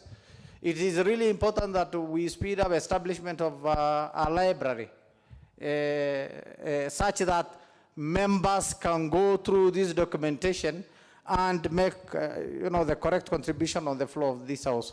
I think this is long overdue, and we should be looking at the aspect of even cascading down this to the constituency level, so that we may have some kind of a library even at the constituency level, such that those people who cannot come all the way to Nairobi can just access this information on daily basis at our constituency offices. And as they engage us, then they will engage us from an informed point of view. Madam Speaker, this is long overdue. I support and I believe that the Parliamentary Service Commission will speed up this process and ensure that the same will be done on time. Thank you. Member for Westlands. Thank you, Madam Speaker, to give me a chance to contribute this very important motion.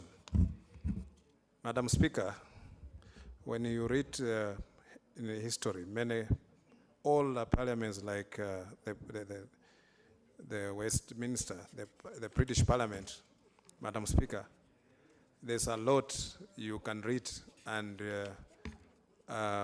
you understand how even motions were developed, how they used to do things there, and we have learned from their records, from their history, and many parliaments have established from that. So the history of any institution, Madam Speaker, it goes a long way to give anybody coming to learn about that institution and the activities, events, and everything when it's properly documented. And this is a permanent history, records, Madam Speaker. So when it's properly aligned and given in an orderly manner, it will provide easy access. Like right now, you know, with the coming of the internet and all that, Madam Speaker, it's very easy to get information. You just key in and you find information readily available about anything. So we want this history that will be recorded, Madam Speaker, and remember every small detail that went on through the institution of Parliament, the members who are there at a particular time, the contribution they made, and all that, including recording that the Member of Parliament, Tim Wanyonyi, the first Member of Parliament to be elected on a wheelchair, Madam Speaker, is itself history. Because I went a hard way, campaigned, and won a seat, and won the second time. And this time around, Madam Speaker, I'll make another history by becoming the governor of Nairobi, because this will also be recorded as a person who has served in this parliament with this distinction and moved on to other levels, Madam Speaker. This is very important, Madam Speaker, as we look, because this parliament has been around for a long time.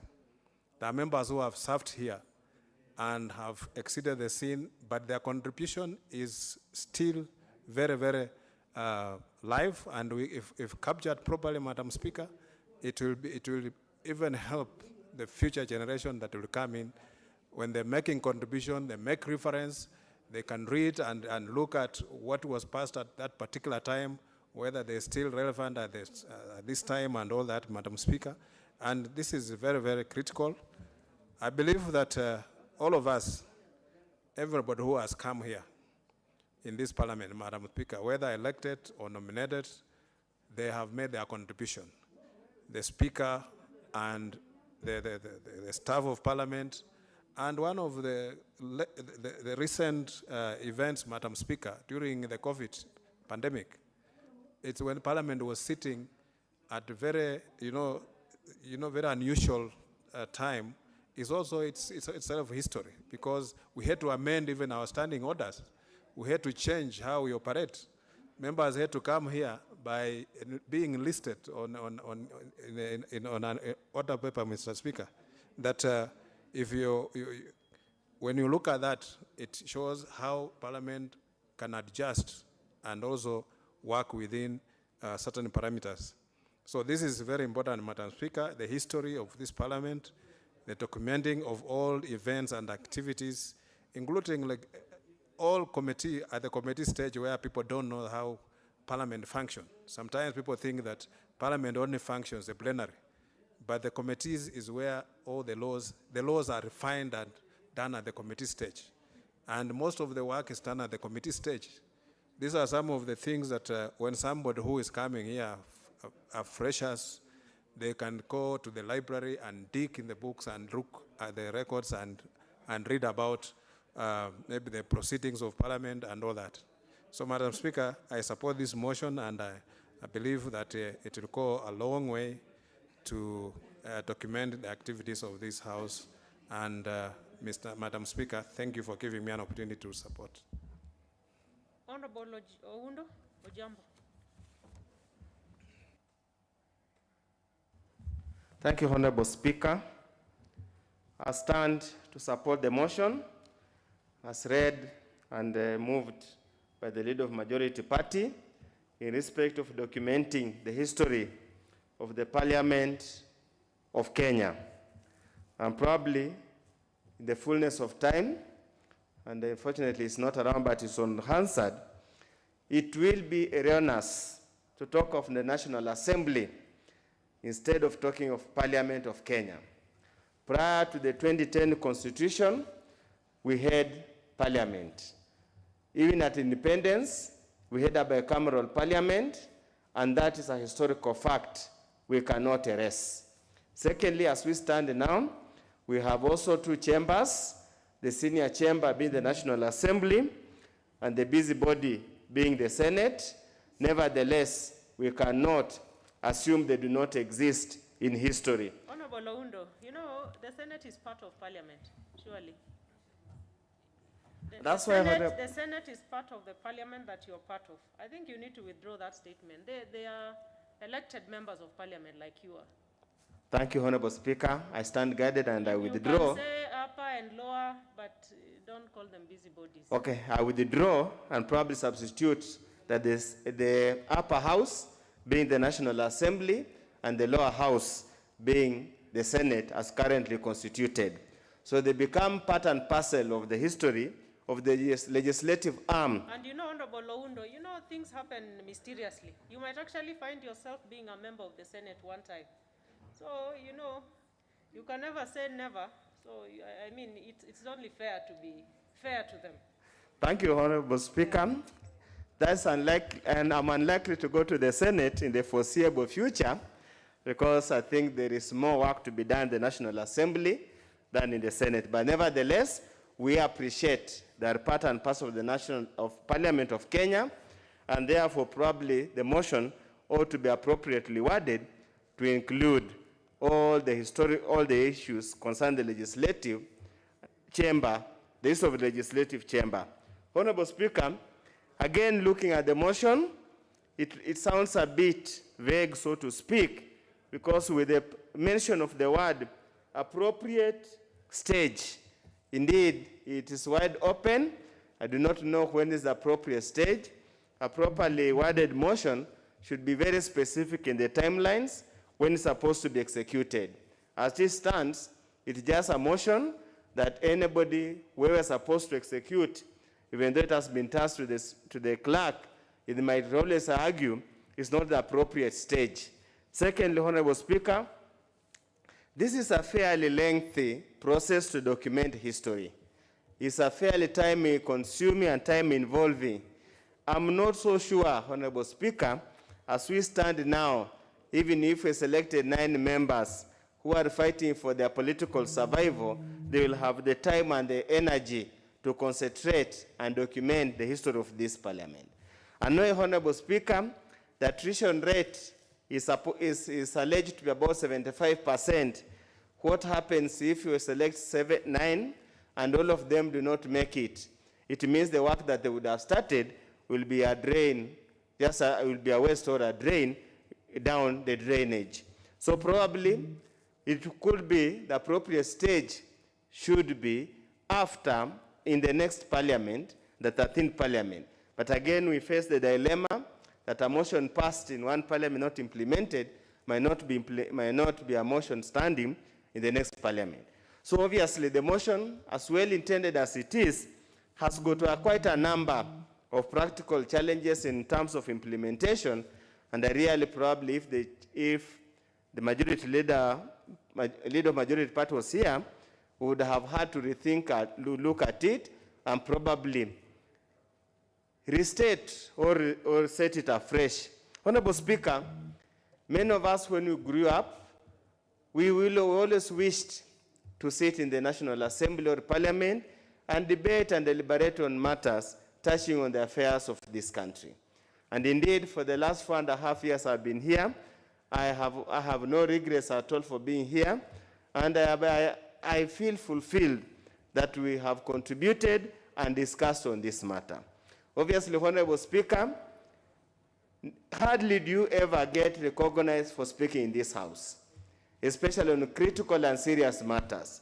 Many times, what is recorded outside in the newspapers and the media are those who take prime time to hurl insult against each other, and those who take time in funerals and public rallies to make statements that can actually inflame this country. We do hope with the recording of history, as my colleagues have stated, the work that's done in committees will be properly recorded. The work that is done in the committee of the whole house, where actual laws are thrashed, cleaned, and made, will be recorded so that history can record positive contributors, history can record those who have contributed in terms of quality and enriched policy and decision making in this country. Honorable Speaker, the history is important. You can never disregard history.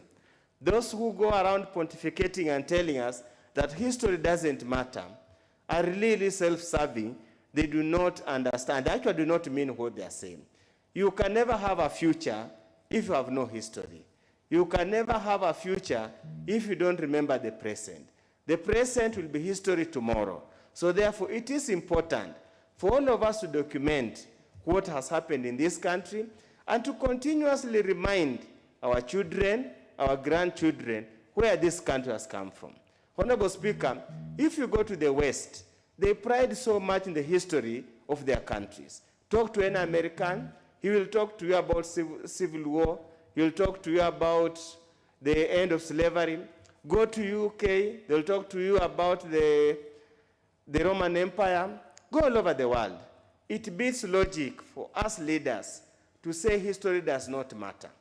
If it didn't matter, then the wisdom of the judiciary, in the wisdom of many institutions, they will not be keeping history. If you went all over the world, if, for example, if you ask the Christians, they will tell you when was the first church established. They do it with a lot of pride. Look, listen to the Muslims. They will tell you the history. Go to any fabled families. They will tell you their history. And that's why I urge all members at our individual capacity and at individual level, even at family level, we must document our roots so that we must pass over to our children. They know exactly what happened, and what laid the foundation. Honorable Speaker, with those few remarks, I support the motion, and I hope I'll talk to the majority leader to see if it can be amended so that the final version truly reflects the correct context of the matter. Thank you, Honorable Speaker. Yeah, that's just what I was about to say, that I wish the leader of majority was here, because you have raised, I think he must have been listening. He's right here. I think you've raised a substantive issue that he needs to take into account. So, Honorable Oundo, you could have some exchange with the leader of majority on the same.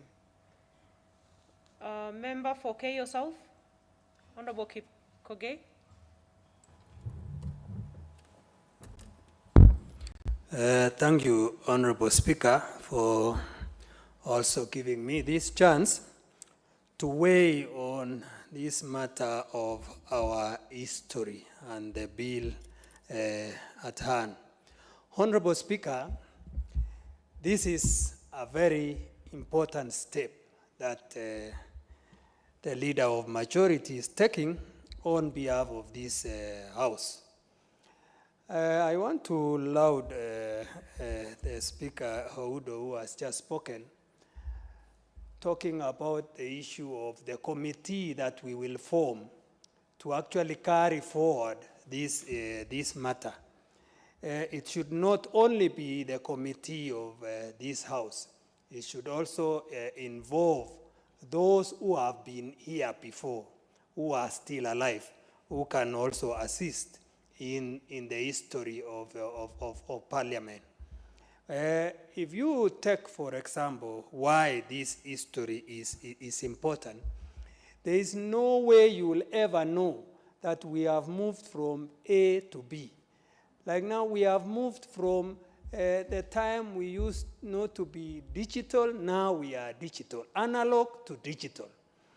There is a time we need to even have the seats that we used to, that our former members of Parliament were sitting on, preserved, so that we will be seeing that you mean this seat, somebody else could have sat on it the way it is, We need to see. We need our grandchildren to see it also.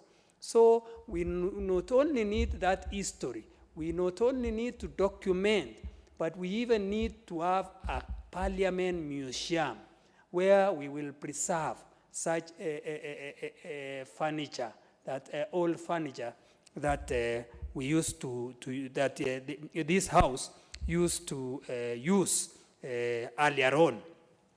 Another issue that has come out clear is the contributions that our former members made, including ourselves now, should equally be well documented. We have the history and people who have actually broken record by being here longer than we can imagine. I have in mind even my former MP, Nicholas Biwott, who has sat in this house for 30 years, and that it needs to be documented, because we need actually to know by now who has been here longer than the other and who follows the individual who is leading in that. That is the history we need in this parliament.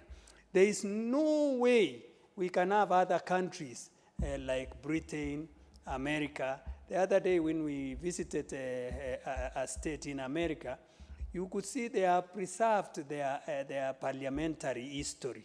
You could see there is a book written there, the history of parliament in United States of America.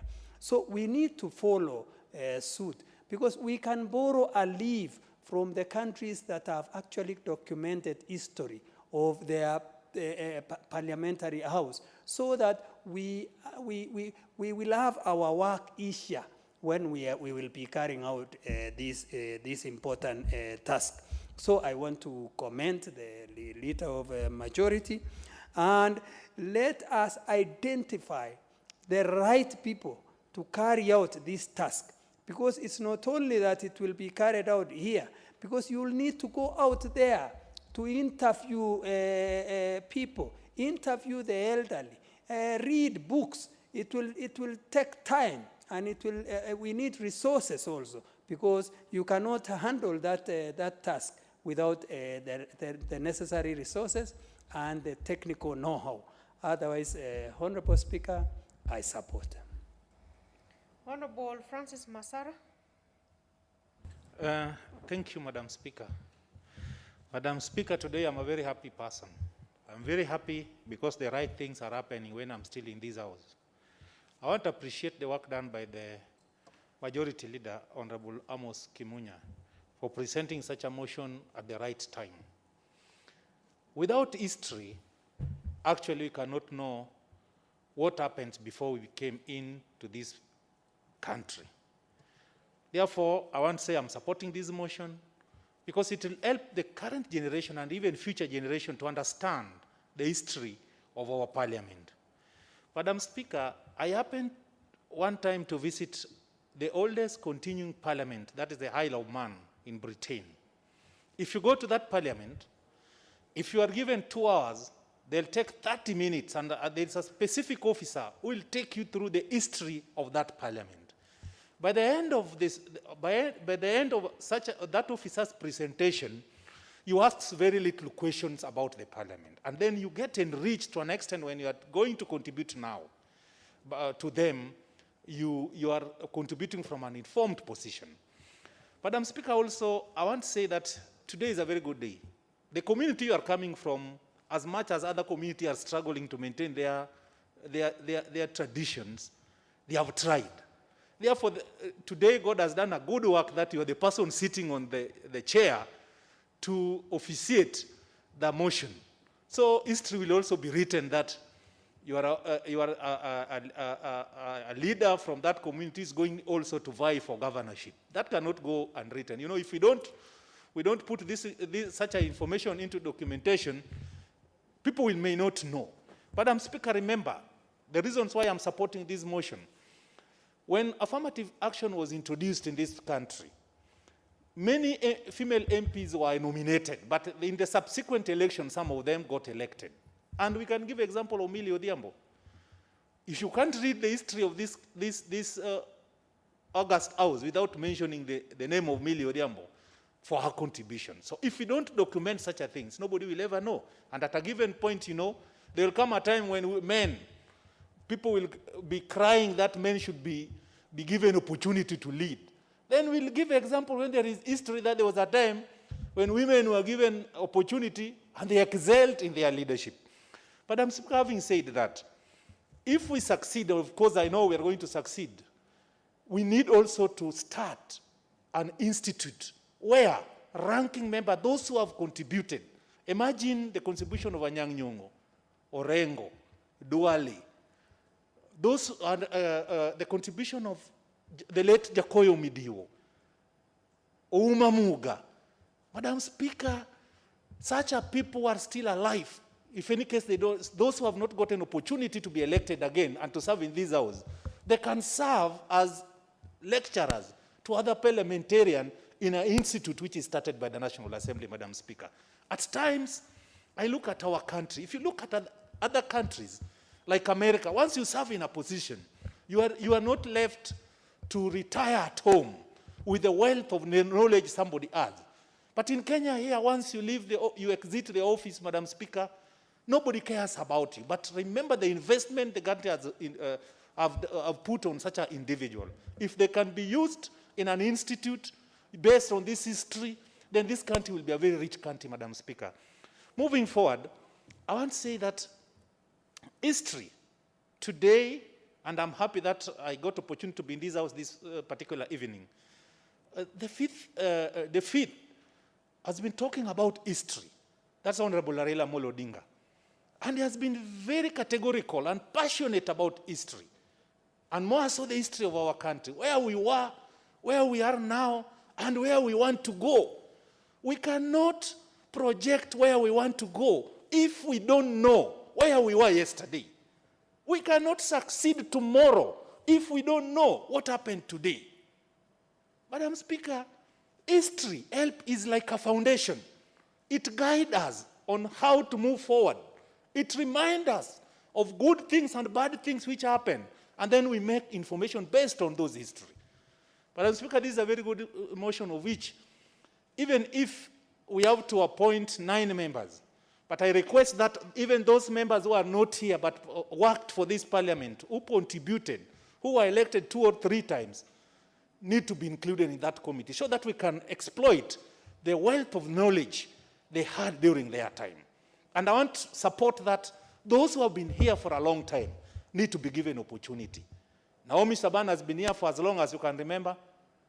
And Jimmy Angwenyi, Adan Kenan, those are the people whom even if they are not elected or not elected, you can't erase what they have in terms of knowledge for this, our great parliament.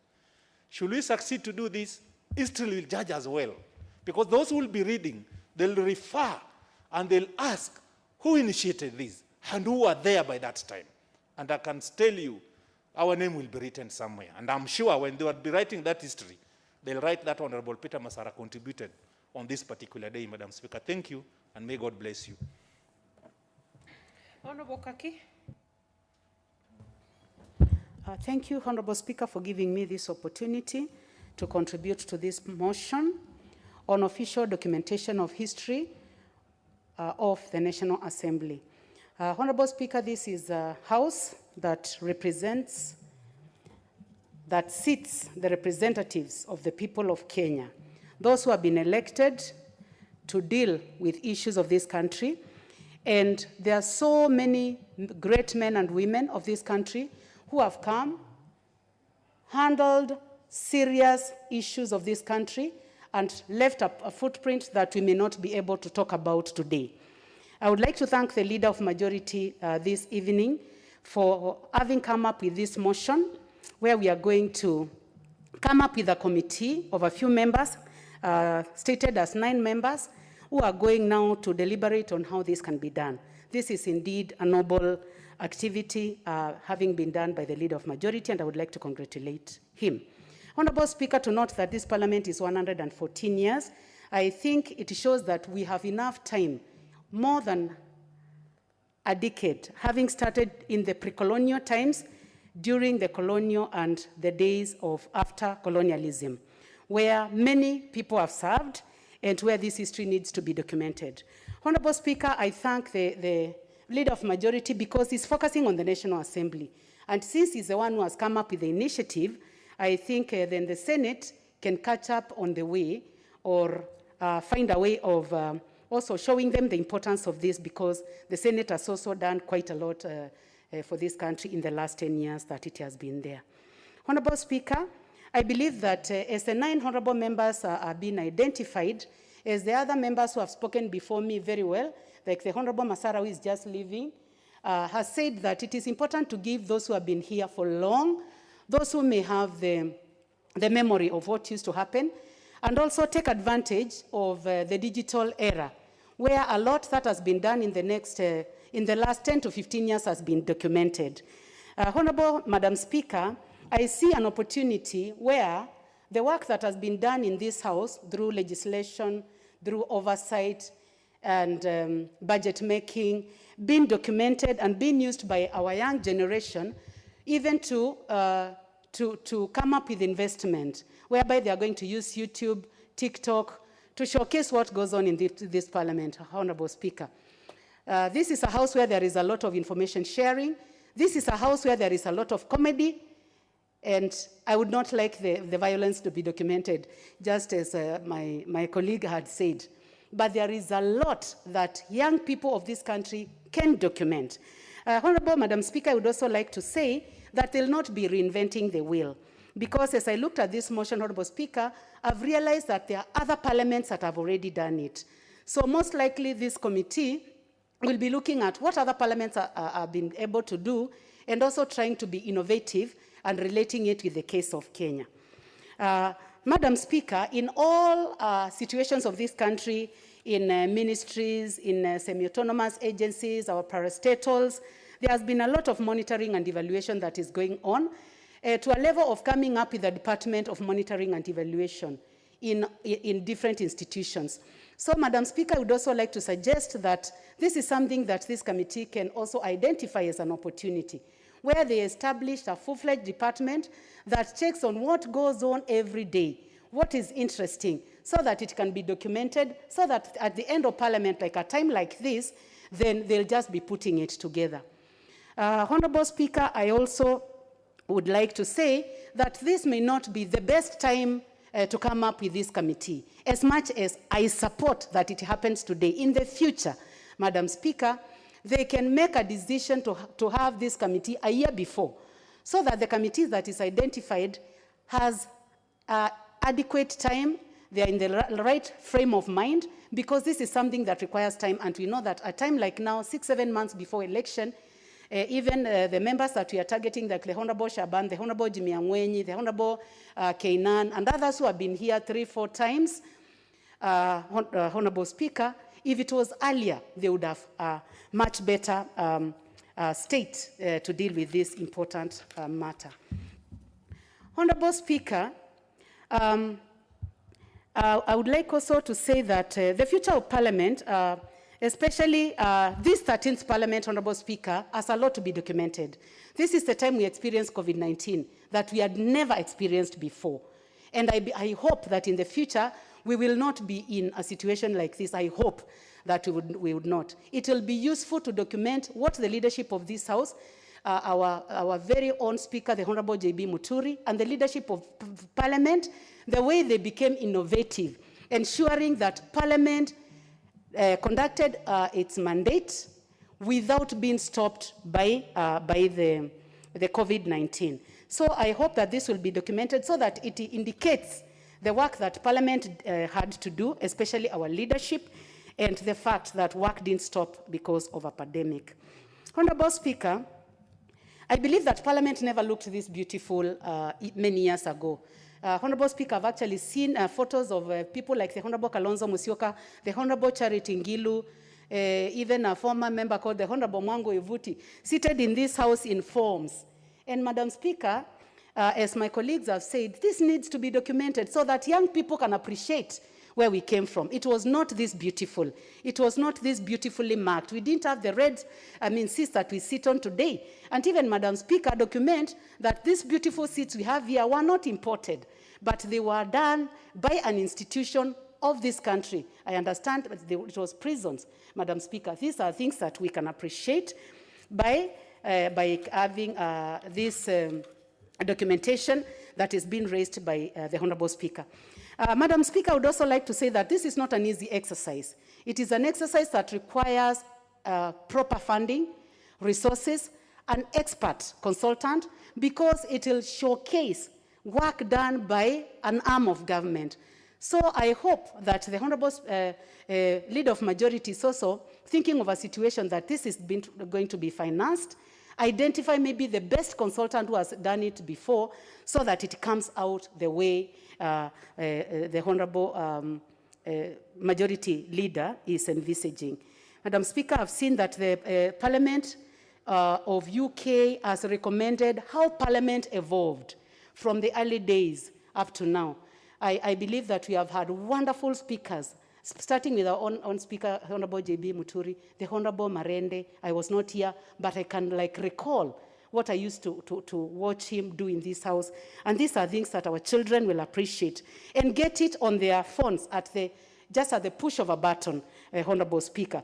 So it will not only be documented and keeping it in a cupboard, but it is documented and using the contemporary means available today so that it is shared as wide as possible. And also, Madam Speaker, use it as a money-generating activity, because if it is interesting and it is in YouTube, then Parliament can make money out of it. Honorable Speaker, I would like to also say that a lot of work goes on in committees. And there are people seated somewhere in this country who may not have seen their members of Parliament speak on the floor of this House. It is important to showcase what goes on in these committees. What is it that these members said, although they can get it on Hansard, but I believe that when we come up with a committee like the 9-member committee that has been discussed this evening, that it will also indicate what goes on in committees, legislation, taking all these bills through interaction with the community through public participation, and interacting with petitions where it even gets hot at times. Madam Speaker, I believe that this is a wonderful and noble idea that our Majority Leader has come up with, and I think it deserves to be given the best attention and also to be given as much support that can be given. Honorable Speaker, thank you so much. I would like to thank you for giving me the chance, and also thank the people of Kitui South for electing me to this House and giving me a chance to talk about the history of Parliament this evening. Thank you.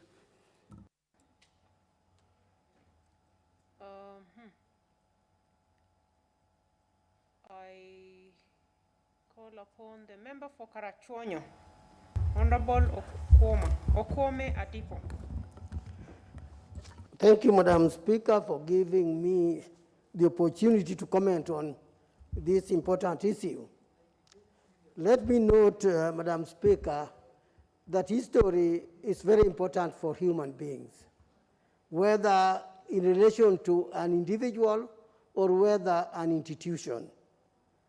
When I see it here, that the Parliament or the National Assembly was started in the year 1907, that important information alone makes me excited. I begin to feel that I'm a member of an institution which has gone through stages and progress, bringing us to what we are today. Recording this and make it be known to all and sundry, and also to those who are coming after us, I think by itself is a very important thing. We should do it. I do know that there was a time this Parliament existed when there was no black man sitting in the Chamber of Parliament. All those are important for us to know today. Whatever they were discussing, whoever they were, I may not know.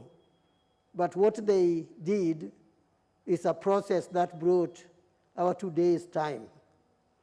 if this is recorded and we know it, we will find this information very useful to us.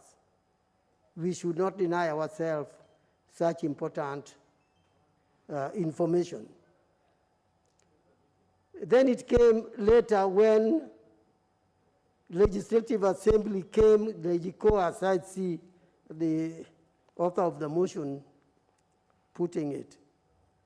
That Legico, we just hear about it, but we may not get proper and good details of it if, like what we would have got if we had this recorded well in the format I think we are trying to put in place. They did their part. And then came the current parliament, the way we know it, after the year 1963. All that kind of information is important. The transition from before 1963 to the period of independence up to now is another very important sector of our progress politically. We need this reflected in documents. And we are lucky that today we are talking, we can talk digitally. We can store the information digitally. And therefore, what we are discussing is clearly possible. We should make use of that privilege that we have.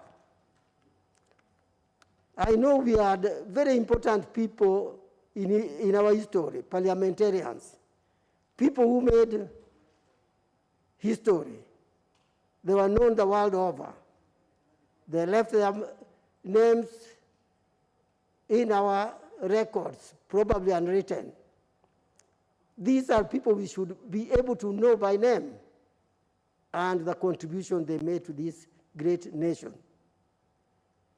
What we are trying to do will make information about these people available. And that information can be useful to us. Let me state also that whatever happened many, many years ago are still relevant even to the present time in some cases. We can borrow the good that happened at that time and use them for today. But if we don't have any records of them, we may be missing a very important information or something important for us that we can use either in Parliament or outside it today. Madam Speaker, I do support this motion because I know it is useful for our knowledge today and in future. Thank you, Madam Speaker. Honorable Arbele Malimo, member for Lysamis. Yeah, thank you, Madam Speaker, for giving me this gracious opportunity to add my voice in regard to the documentary of the history of the National Assembly. Madam Speaker, world over, history is what is the benchmark of every development in this country and also world over. Madam Speaker, I know very well that Parliament is going to mark its 115th anniversary this year since the beginning of Legico, what is known as Legislative Council, in August 1907, which actually many of our forefathers have taken part and parcel in UK. Unfortunately, those people who have actually participated in Legico, and some of them are actually during the Mau Mau period, have not been recognized, and some of them still believe that one day they will be able to be recognized in the history of this country so that people can appreciate their effort. Because it is actually that Legico which led to the birth of the National Assembly, which I am part and parcel of today. that indeed I'm very grateful that myself, being the member of parliament for Laisamis, I've always looked at the National Assembly and the debates the members of parliament are having, that when I was even a student in school, Madam Speaker, I used to think that one day in history I will be able to occupy one of the seats here. And indeed, that has come to being, and that I'm very happy, and I'm one of the members of parliament serving in the 12th parliament, and therefore, it is indeed a good progress. Madam Speaker, this transformation, therefore, of from Legico to this National Assembly, I also happened to travel to UK one time to a place called Isle of Man. Madam Speaker, I came across that civilization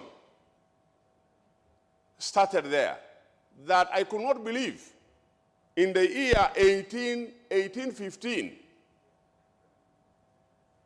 there was a National Assembly running in UK in a place called Isle of Man. Today, all parliaments, including Kenyan Parliament, we will be able to have some benchmark with the government of United Kingdom, and many parliamentarians happen to go there. I got a privilege to travel all the way to UK, that Isle of Man, and indeed, it is worth going there. And therefore, Madam Speaker, our Constitution, 2010 Constitution, also recognizes and respects that transition from during the time of Legico to the current National Assembly practices. I also want to recognize our speakers. Definitely, National Assembly cannot just go along without mentioning some of our great speakers. Madam Speaker, we have speakers like Honorable Marende, Honorable Muturi, our current speaker, and who is also vying for presidency in this country. We have Ole Kaparo, and without forgetting, Madam Speaker, we had Honorable Bonaya Godana then, and we have also one of our distinguished sons of this land called Honorable Farah Maalim.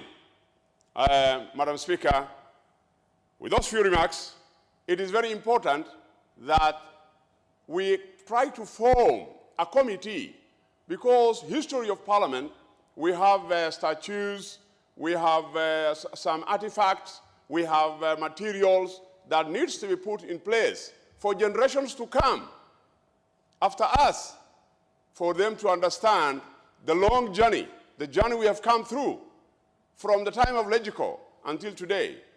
With those few remarks, Madam Speaker, I support. Thank you. Honorable Mwali Ombithi, member for Masinga.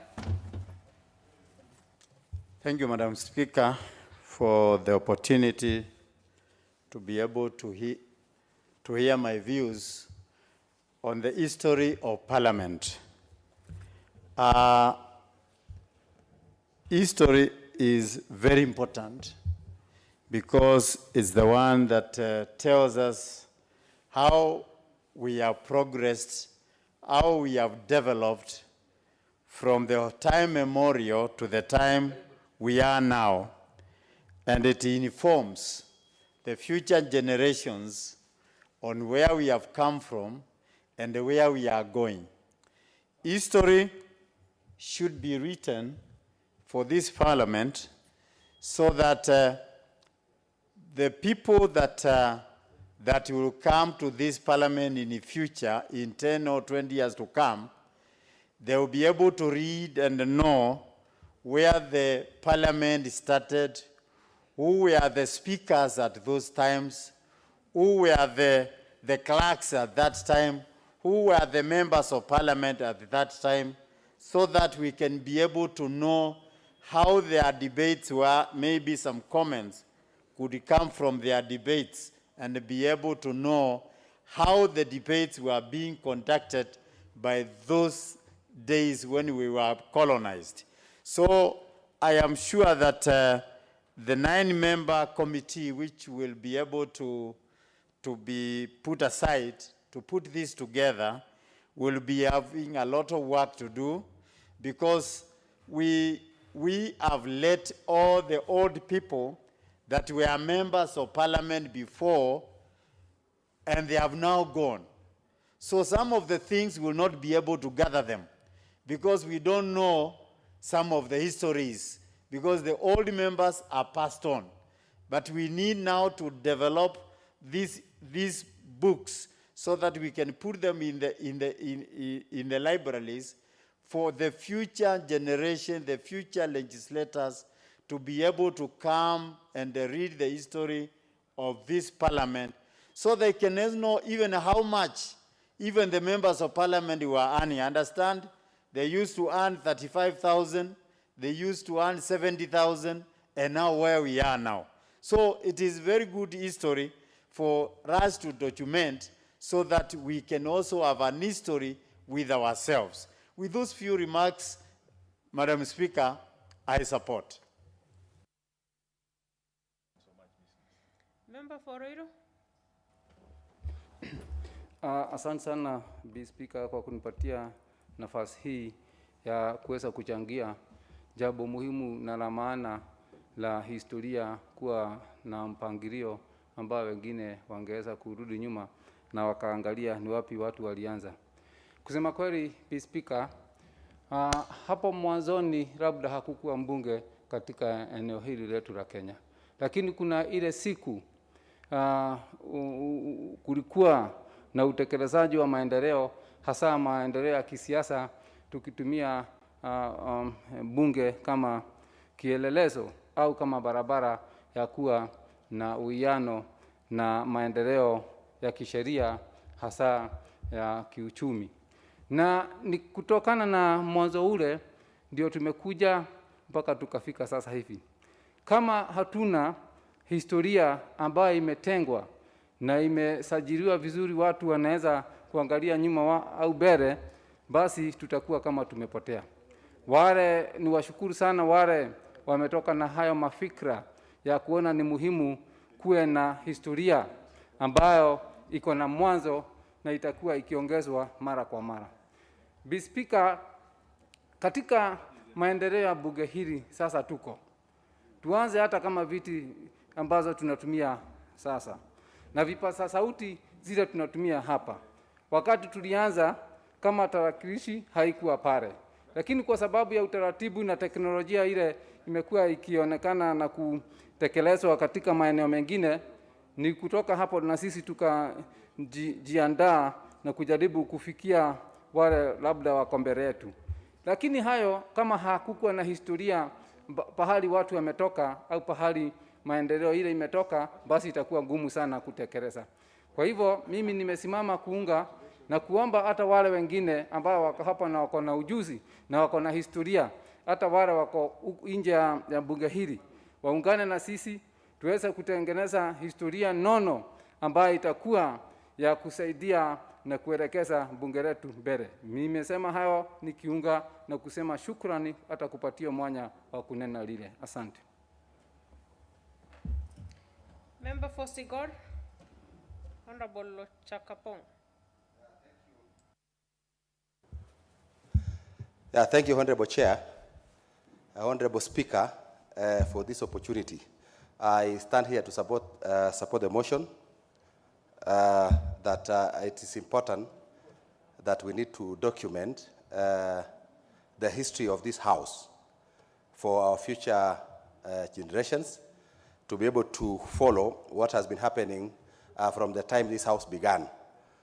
So I think it's a good idea, and I wish that everybody supports that, so that people coming after us should be able to really know from the time this house began what has been happening, what has transpired here, who was here, and what contributions they made that has changed this country to this far.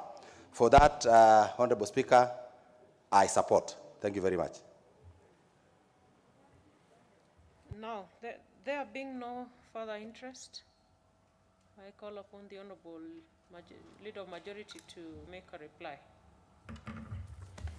Thank you, Honorable Speaker. Honorable Speaker, I want to thank the members. I was actually very excited to see the interest that this motion has had with the members who've contributed, and that members appreciate the need for this documentation. And I also take note of some of the comments that were made by the members, including the Honorable Udo. I believe he had some issue with two issues in terms of why the special focus on the National Assembly. And like I did mention, the people have always known Parliament as this Parliament. In fact, when you even say you are a member of Parliament, people hardly think of senators as members of Parliament. Never mind that they also decided to style themselves as Senator so-and-so instead of a member of Parliament. The special focus on the National Assembly is obviously that's what people have known. This is what has been in existence for the 115 years. The Senate, as we know it, has only been existent since 2010. And once we have documented what has happened in the National Assembly, which we have control over as National Assembly, we can form our own committee, we have our clerk to do it, and it's our own initiative, then we can invite the Senate to ride on us and ride on our experiences, and they can document their 10 years in existence, building on the same. But I believe somebody has to do the start, and to avoid complications that come with joint teams, when one has 15 years of history and the other one has only 10 years of history, we might end up with some complications in that committee and going forward. So I'd rather we start with the National Assembly, and then we will move to the next level. I think the other issue was what do we mean by an appropriate stage when the committee will be appointed. With the passage of this motion, which I'm sure will be passed the next time when the question is put, it will now trigger the actions, a set of actions, including identification of the names, and when they are processed then through the House Business Committee, it will then be brought to this House. So that appropriate stage will now, it's dependent obviously on when this motion is passed, and I'm glad we have been able to process it this fast and this early. So that's probably the two concerns. Otherwise, everything else was in agreement. And what I would want to assure you, Honorable Speaker, and the House is that at the next meeting of the House Business Committee, we will be reporting, obviously, the progress on this motion and triggering the other actions that will be necessary so that to realize the appointment of this committee, to start working with the technical teams so that between now and the time we adjourn in June, we'll probably have set the stage for the 13th Parliament to continue this documentation through that committee or a successor committee. So, Honorable Speaker, I believe with those words, thank you also for being there for the House, and I know you would have wished to contribute in your own capacity, but we will, any views that you have, we will be happy to incorporate as we go forward. And I would look forward to you even being part of the committee, especially with the experience you've had from the chair and in liaison, and a few other members we can. So there's still an opportunity to be of use to this venture. With those words, I beg to reply. Well said, Leader of Majority. We will defer the putting of the question until when we have it next in the order paper. Next order. Order number 19, the Wildlife Conservation and Management Amendment Bill, Senate Bill number 30 of 2020, second reading.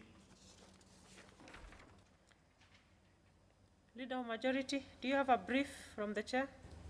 Yes, indeed. The chair of the Committee on Environment, there has been changes in the chair, and they're also very busy on the supplementary budget, and had requested that this business be placed at another date when they will not be engage on this budget matter. So I would wish that this be stepped down for now.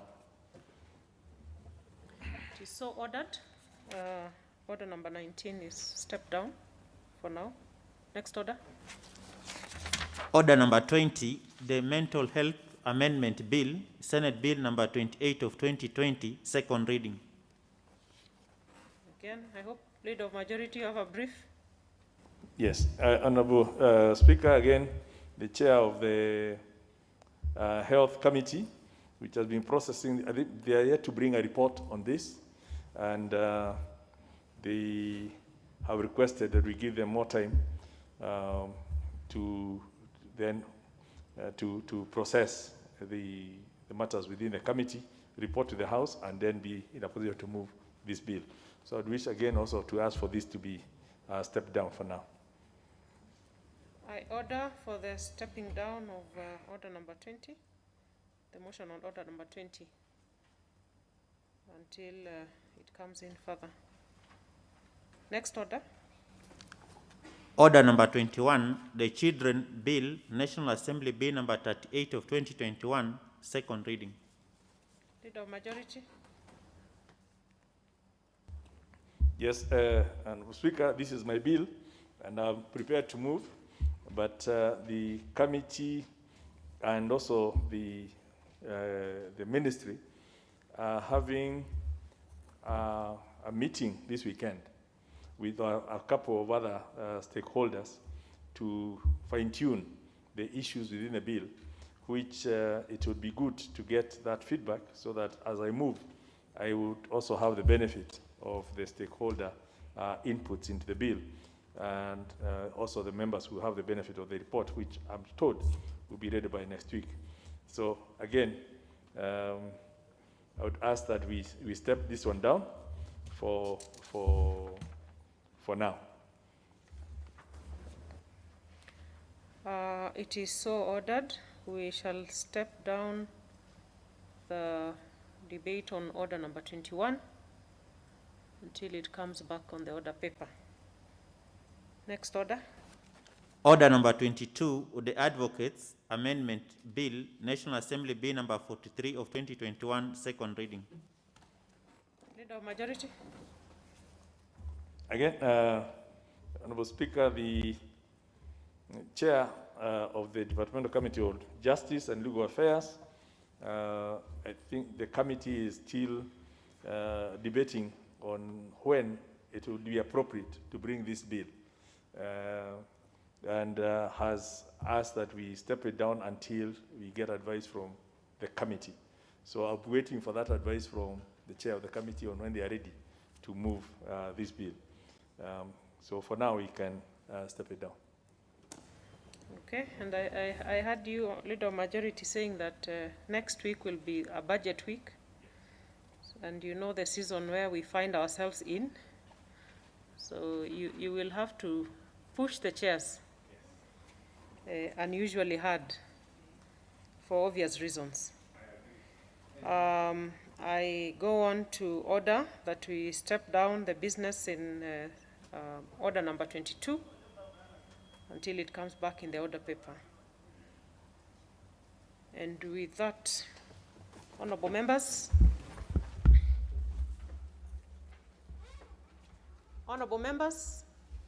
the time is now 6:43 p.m. and this House stands adjourned until Thursday, 10th February 2022 at 2:30 p.m.